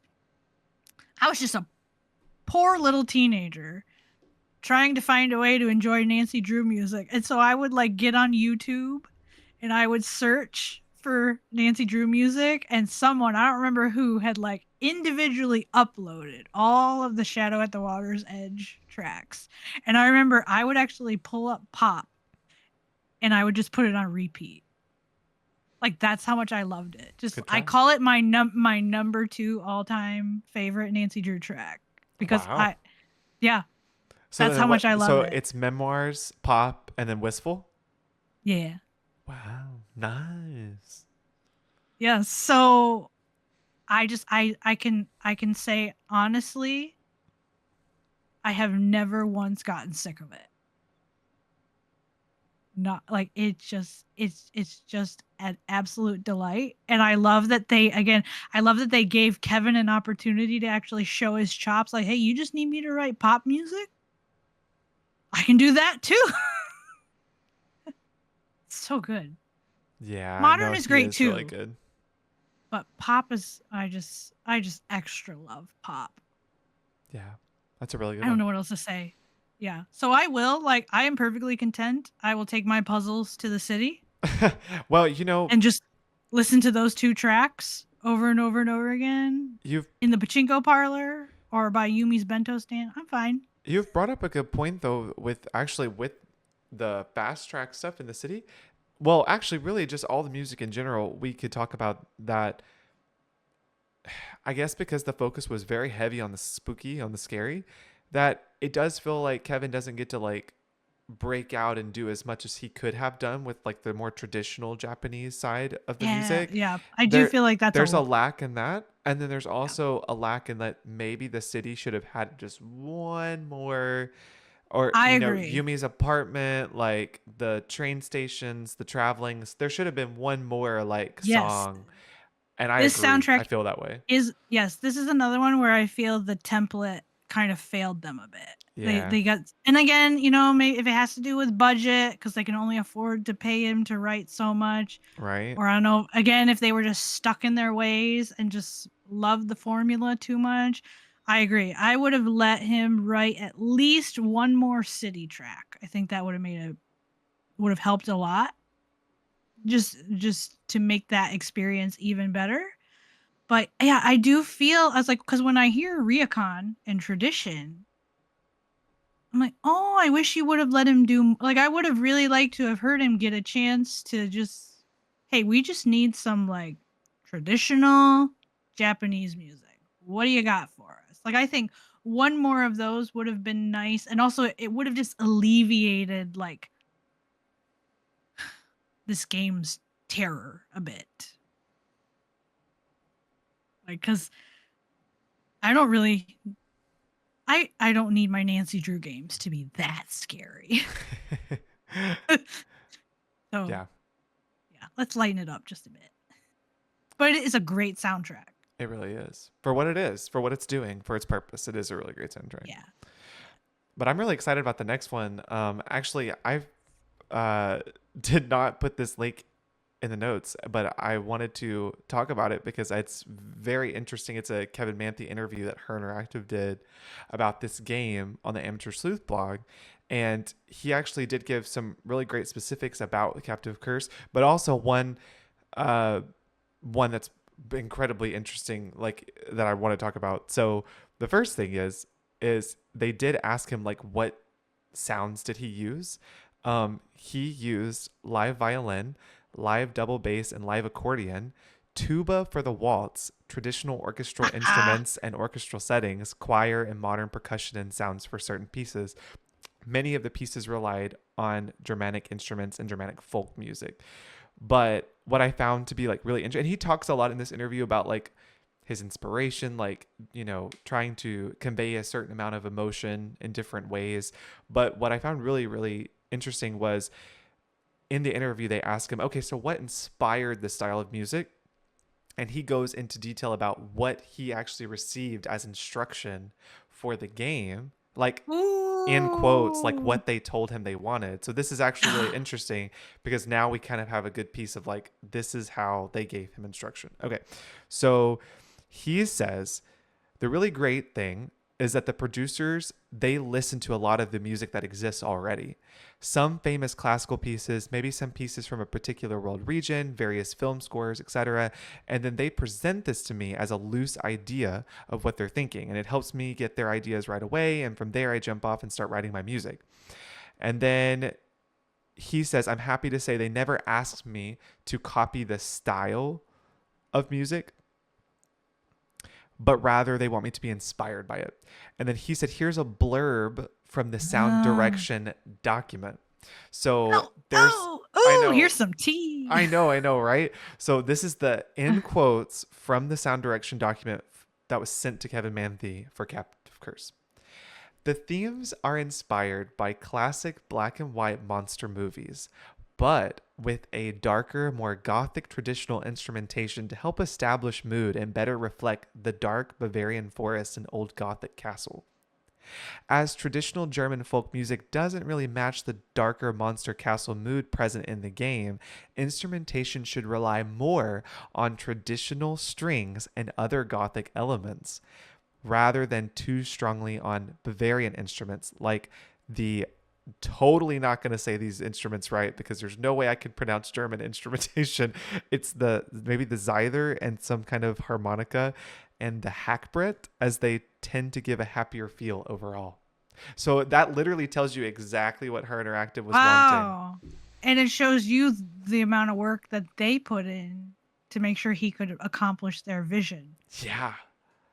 It's Which really cool. what everything you just said that really reinforces to me that yes, we're here to talk about Kevin Manthei. And then Mm. of course next week we'll be talking about Thomas and Ryan, but that the success I feel like of a soundtrack, like it's not just the composer. Of Mm-hmm. course, like he is an essential element. He brings it to life. But it also you have to have Her Interactive in the process, like they've done their research Yeah. and they can tell the composer like this is what we want Yeah. and be that like that specific, like what you just said. My mind kind of just exploded when you even said like avoid these instruments because they give a happier tone. Mm-hmm. Like that's that's quite I know. that's quite thoughtful. I know, I I know. love that. And also too, I love how it was they were like, this is actually inspired by like black and white monster movies. And Yeah, I love that because, you know, it starts off like right with that like scene where it's like black and yeah. white, you know? It's like they were really just they had this vision and they went for it.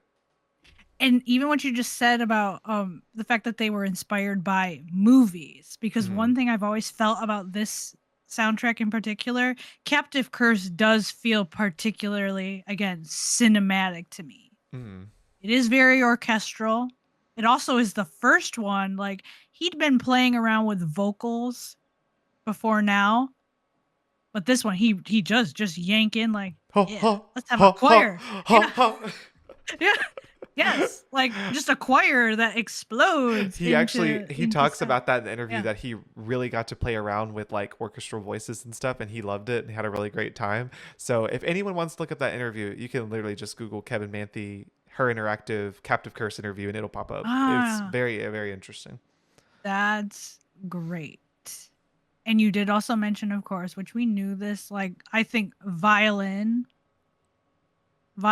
Very strong. really really adds a nice elegance to this soundtrack. And I do know that Mm-hmm. a lot of people they really really love Girls. Yeah, that's a The really good track one. Girls, which Mhm. I do that blend of piano and violin. It So really is good. gorgeous. Like I actually was thinking about that in re-listening to this soundtrack. I'm like, you know what? Honestly, that to me, it's at the level of like it could be again, it could be the main theme for like a movie of some sort. I Oh think yeah. that's how good it is. It truly is. It's so beautiful. It's so beautiful. And Yeah. you also mentioned it too, Legend as well, and I really love that one Yeah, as well. Legend brings in the violin very nicely. And again there's kind of like this, yeah, that hint of like they feel a bit sad, and yeah, there's this touches of like darkness to them, which is Yes. fitting He to the actually story. he mentioned too that he was really trying to strive for music that made you feel lonely. So that was his, Really? yeah, that was his Oh, like also his vision, I guess. nicely done, Kevin. Nicely done, her. Like I high know. five to all of them. I know. And however, it's weird to me. It's like I feel like in general, if people talk about this soundtrack, they praise it. But at the same time, I feel like I just don't really hear Captive Curse brought up a whole lot. Captive Curse is And that underrated. that's another soundtrack that kind of is just flying under the radar. And Yeah. I don't know if that's again because Captive Curse is a later game. So a lot of the players we would have been older at that point, maybe not quite so invested in Nancy Drew, don't have as much time to play it as we used to. But again, also kind of similar to Danger by Design, I have found, at least in my own experience, that Captive Curse tends to be it's like a middle of the road game. It There's is. You'll find people who really love it and they Mm-hmm. will insist like, guys, this is an underrated game. Like Mm-hmm. it's great. But then you'll have other people who are just like, I don't like this game. Like I don't Mm-hmm. really understand what's going on. I just don't enjoy it. So that's another one where I wonder if the game itself, how it's been received in the fandom, kind of makes the soundtrack get a little bit lost in the conversation. No, I agree. I think it's under. I think So it's an underrated one, but and for various reasons, But yeah. I do. Yeah, I think there's a lot of elements there that people are like not a fan of, but I think so I think it just makes people end up forgetting about the music. But the music is gorgeous in Yeah, this game. it It's is. gorgeous. Yeah. Yeah, I agree. I thoroughly enjoy it. Mm-hmm. I always just I just love wandering the castle. I think when you combine the elegance of the music with just that is one of her interactive's best designed environments. Yeah. Um like top tier. Mm-hmm. I Hmm. agree. Really, that really works for me. So, yeah, I love it. So are we ready for Ready. his last one? Who and it was a special, it was a special game. It was her interactive's 25th game. It was the first time we go to River Heights. Mm-hmm. The first time we get to play as Ned Nickerson. We get to, see Nancy Drew's home. So there's a lot of firsts about Alibi and Ashes. Yeah. And so although it's sad that it's his last game, I also feel like, I feel like there's something. I'm glad if it had to be one, I'm glad it was that one. So Alibi in How Ashes. about you tell me what you think? You've been asking me first, but you open us up because I know you really appreciate this one. Yeah. So I will say, yeah, I feel like I have an interesting. I'm not quite sure how I feel about Alibi and Ash's soundtrack, and here's what I mean because there are some tracks on it that I really do enjoy. Like, I love Town. I love the way Town I opens, love like that the one. da da da da da da da. So And happy. I think it's Ashes, which again that's another one. I think it has kind of a sad, mournful, bit melancholy like violin line. That's that da And I am a sucker for the violin. Yeah. I don't play the violin. I do enjoy listening to it quite a bit, but then really like home. It's home. Home is really special. Like Mm. I just love it. There's something about it, despite Alibi and Ashes being one of the later Nancy Drew games. And actually, I don't think I even played Alibi and Ashes until I think I was out of college when I finally got to play it. So I was in my 20s. But there's something about home that's very like nostalgic. I think like if you had to tell me, yeah, like what does home sound like? He got it right. Like I think just the use of piano and strings in that track, it's just such a gentle, like inviting. Like I really do feel like I'm being welcomed into Nancy Drew's home. Yeah. Um, yeah, and it's simultaneously like very like warm and cozy, but also just bright. And it's funny, like the Drew's house like is a bright environment. There's a lot of white, some light greens. You got the yellow like down in their foyer, and then Nancy's bedroom's got yellow all over the place. So I don't know, it just all fits for me. And I also find musically somehow home. It really reminds me of Aunt Eloise's track. Oh, I It plays love in that. her house. Yeah. There's so, I can see that. I'm guessing it's a combination of just I don't know the way the melody is written, but then also the use of piano. I think Yeah. that's what my ear is grasping onto. And so Yeah. that's interesting to me. I'm like, okay, so that's if that's what Kevin Manthei like kind of goes to as a sound, if he's being asked to write for that kind of space. Yeah.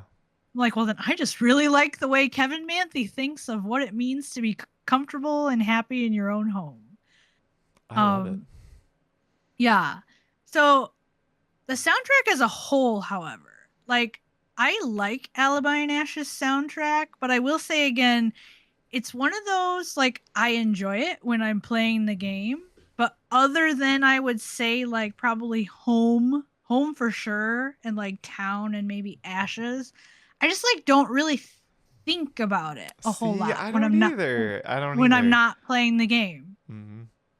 And this seems to be a common criticism among the Clue crew. A I lot of think so. people have said, like, of all the Kevin Manthei soundtracks, people often are very critical of this one, and they'll say something along the lines of, like, it just seems kind of meh, kind of boring. Like, I don't know. Which, It's you like know what, that could also go they don't back get to excited about it.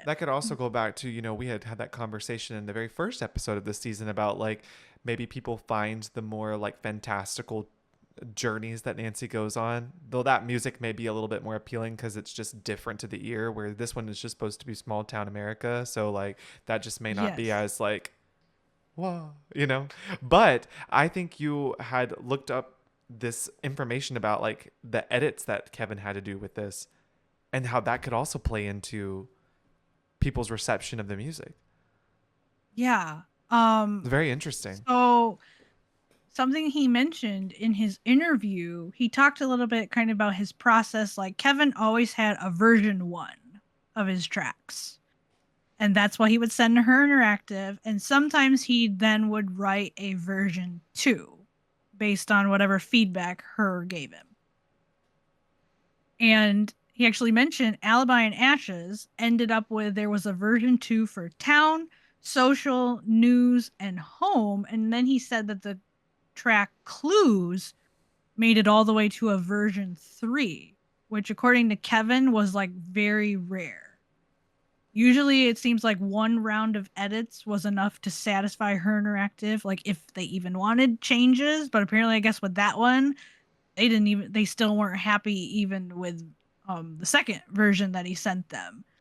And he also said usually for his soundtracks, it was usually like 1 to 3 tracks that he would have to edit.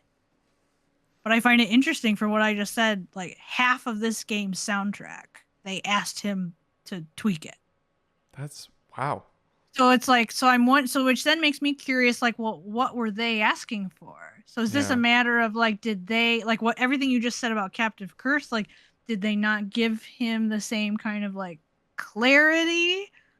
Like, maybe, did they maybe not know entirely what they wanted? Because, I can't imagine doing a game in Nancy's hometown. That would be really hard. Like, how do we Musically. get this? How do we Hmm. get this just right? Yeah, I agree. Um, but then I also wonder, I don't know, it's like, maybe it was just like, did I mean, I'm assuming, Kevin wouldn't send them a track that he wasn't very satisfied with. So I'm sure he must have been very pleased with his version ones, but just for whatever reason, it's not what her interactive wanted Yeah. for like half of these. So yeah, I don't know. It just kind of makes me think that somehow behind the scenes, it's like they couldn't quite land on the vision that they wanted. And if they were having issues kind of reaching a consensus, maybe that's why then for some reason like it just doesn't land with the fans Yeah. because it just was hard to put together. Yeah. And I definitely agree. I really do think there is probably something in the fact that like we got so used to like Nancy's in a different country like every single game at this point, and so everything sounds so different. Hmm. And so I feel like Alibi and Ashes, like if Alibi and Ashes had taken place in the like classic era, maybe it would have like, oh yeah, yeah, this is good. But it almost feels kind of like maybe lackluster compared to all those international soundtracks. Yeah. Because like yeah, how do you write what does small town America sound like? Like just Exactly. straight like just straight like small town America, not like Oklahoma like bluegrass small town. So Yeah. It's yeah, that's a harder vision I feel like to achieve. yeah, because I don't know what exactly I don't know. I don't know what how you would convey I think he did that. a great So job though with it. I mean, as best as he could. It makes me feel like, oh yeah, small town. yeah, I mean it. Yeah, I am quite comfortable saying I enjoy it while I'm playing the game. Yeah. It's not my favorite by any means, and not one I kind of just naturally gravitate to in my own listening, but I like it. Yeah. No, I do. It's not one that really has stuck out for me, but I like I same with you. I enjoy it when I play it, but it's not one where I'm like, oh, just Alibi and Ash's soundtrack. But we really so this is actually his last game that he got to work on. So, but we really should kind of maybe like cover kind of like his end, but then also honor his legacy. So I guess maybe like we can talk about how his end came to be. Yeah, so we do just have some we did just want to share how exactly did this come to an end because Kevin did address it on his interview with Hugh. So Kevin actually was in talks with Her Interactive about Tomb of the Lost Queen. Um, but according to him, the CEO at the time, that would have been Stuart Mulder, was really pushing for change. I think something else that's worth mentioning also is I think Robert Riedel wasn't gone yet, but Robert Riedel and Megan Geyser, they were basically like out pretty much out the door at this point, like not at all involved in the same way. And we had mentioned last week that that's who Kevin was usually working with. He was Yeah. either Robert or Megan. So again, all this All this change happening change. behind Oh. the scenes. So new CEO pushing for change. And yeah, again, it's not Penny Milliken. You can't blame her yet. But he Kevin says I know one thing apparently that was a factor was it seems so they had an agreement for co-ownership of the music. It was a 50-50 split. Like Kevin owns 50% of the music, Her Interactive owns the other 50%. So in terms of like, when you're paying royalties or whatever, that means Kevin's got to get a cut of it if you're using the music. And he he basically thinks, again, this is another instance. It seems like Her Interactive was trying to save money. They didn't want to have to pay him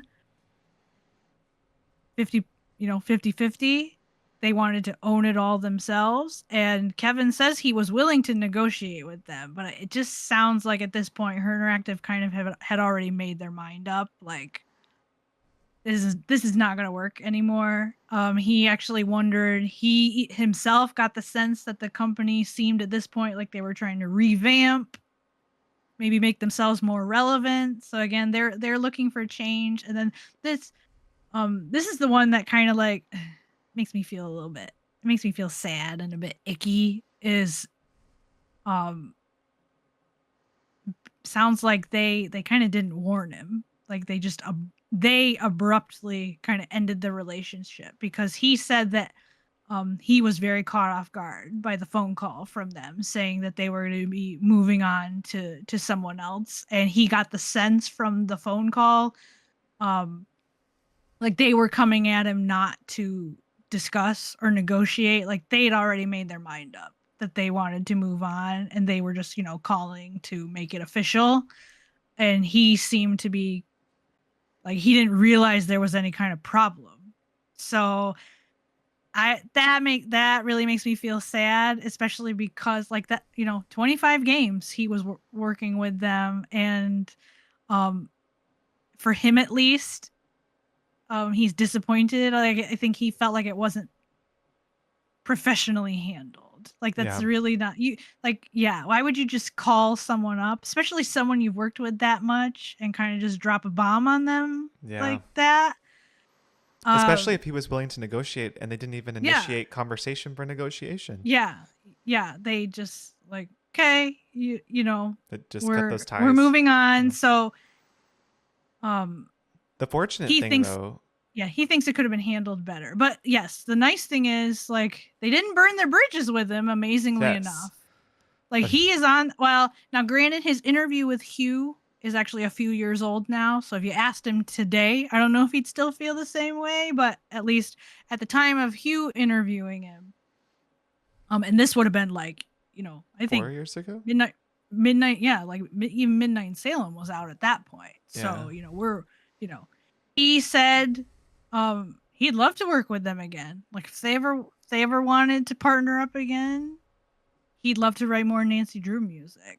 So, I think that I'm glad at the very least, again, going with what he has shared, it seems like they didn't handle dissolving the partnership the best they could have, but I'm glad at least, he apparently still has appreciated his time enough there that like I don't know if they ever came a knocking again. He says he'd join up. So Which is amazing, I love it's that. and he has given us 25 games, which Yeah. is a lot. But Carter and I just wanted to finish today with like, yes, 25 games. This man truly has left a legacy. So I'm just gonna throw it to you, Carter. Like, final thoughts, like the Kevin Manthei era. Like, what has his music? What has it meant for you? Like, any final things you want to say about his work? Yeah, so he has done 25 games, and that's like so much. You think about there's like 10 tracks per game. That's a lot of music that has been left to us to be able to have, which is amazing. Um and really like it is so great that we as a fandom have appreciated the music so much that even decades upon decades later after these games have released, we're still finding ourselves drawing back to the music and its emotion that it has linked to us. And so for me, like I listen to the games. I almost feel like weekly is too often, but I know I don't think it is because I do think I listen to it very, very often. I always play it on while I do tasks, while I'm in the car, or while I do dishes, because that music is just, it is a part of my childhood, a part of, solving mysteries, and it's just good. It's just happy music in life. So I I appreciate what Kevin has poured into uh, what is really actually, when you really think about it in the world, is actually just such a very small project, the Nancy Drew games. And it's such a very small niche of people that are know so much about it, but it's a very great deal that he has given us such wonderful music to listen to even decades later. That is what his music does, is that it's not just something that you forget about. You remember it, it sticks, and you want to keep consuming it. Even if you've listened to it 1,000 times, it's still really good, and you can still, I don't know, come back to it and feel the same emotions you felt when you first heard it. So that that's that's Kevin's, I don't know, legacy in his music, what it's been like for me. I don't know about you. Like, if how do you feel about 25 years of Kevin's legacy and music in the I Nancy suppose, Drew yeah, series? 20, yeah, 20. I mean, 25 games. Like that's still. There's a sense, basically, and I was thinking about it as you were talking. I was like, you know what? And I kind of just, I never thought about it this way until this moment. I'm like, I grew up with Kevin Manthei. Basically, I mean, Yeah. I started the games, I think, when I was like 12 years old, and so his music was there, like helping me enjoy Nancy Drew games for several years. And I also will say, like, I feel like just the sheer quality of his work really has shaped me in the sense that I have really come strongly to believe that music is actually, like, it is a key element to what makes a Nancy Drew game successful. Like, to the point, like, that I will um really hold a game to high standards just based on the music, because Kevin set the bar that high. Um and I just can't imagine enjoying these games nearly as much as I do without his music. Again, like I mentioned this. Oh no. So sorry. You just froze for like 2 seconds, and it was on the part where you said, I just can't imagine enjoying his music. That part. That was the part where it froze. Everything My else. word. Internet behave. Stupid. Okay. Um I just can't imagine enjoying a Nancy Drew game like as much as I do. Like this series. I can't imagine being this attached to Nancy Drew without without the music. Yeah. Cuz I really do, like, I do have some very, like, visceral memories. Like I talked about it again, my first game, Secret of Shadow Ranch. One of my most visceral memories about that game is hearing Ballad for the first time. It immediately drew me in. Mm-hmm. And yeah, so um I just love, yeah, like I love that he really did put his all into it. Like he didn't look at this as, yeah, this is the niche, like small independent video game company. Like, I just got to give him something that works. Like he really did take it seriously. Like, this is my job. This is what they are paying me to do. Like, and I'm going to give them the very best that I can. And I really do, like, I don't play a ton of video games, so I will readily admit there's a lot of video game soundtracks that I am completely unaware of. But out of all the video games that I do play, Nancy Drew games where Kevin Manthei was at the helm, their music is just better. It's just better than everything else out there. It's high I don't know what quality. else to say. It's truly high quality. And I wasn't being dramatic when I said some of this stuff belongs in movies. Mm-mm. I really do believe that. And again, like I will seek some of these out. Like I just want to listen to it because it's good music. Mm-hmm. And also, as you know, and everyone else knows, like I myself am a musician, and I just know for a fact, like I'm quite willing to say, like Kevin Manthei is one of my musical heroes. Like, and I know he's an influence on me. Like I couldn't point to a specific where like, oh, this thing he did, you know, it like finds its way into my compositions or whatever. But I know he's shaping me, and even also like he's the primary reason why I started making Nancy Drew piano covers. Because I was like, there's a million bajillion Kevin Manthei tracks that I would just really love to play. And I think the covers I've done so far, I haven't done all the math out, but I'm pretty sure I've covered his stuff more than anybody else's. And it's not just because he's written more games than the other two, it's because he has the best stuff. Yeah. It's the most wonderful to play, and it captures my imagination the most, where I'm like, ooh, let me try this. And, Yeah. So I just really, Kevin, if you happen to ever listen to this, like truly, like you are fantastic. Like we really do just admire and love all the work that you have done. Like you have made the Nancy Drew games what they are. I don't know what else to say. So So that's really it in a nutshell. Like, thank you, Kevin, for contributing your heart to the games that we all love. Yeah. And that leaves us with our very final episode in this trio of episodes. Next week, we get to talk about our two remaining composers, Thomas Rain and Ryan Ricks, and we'll get to kind of cover their games, and it'll be a really good time. We'll get to like dive into a whole nother era of music in the Nancy Drew games, and yeah, it'll be great. So yeah, all right, excited to wrap up this series.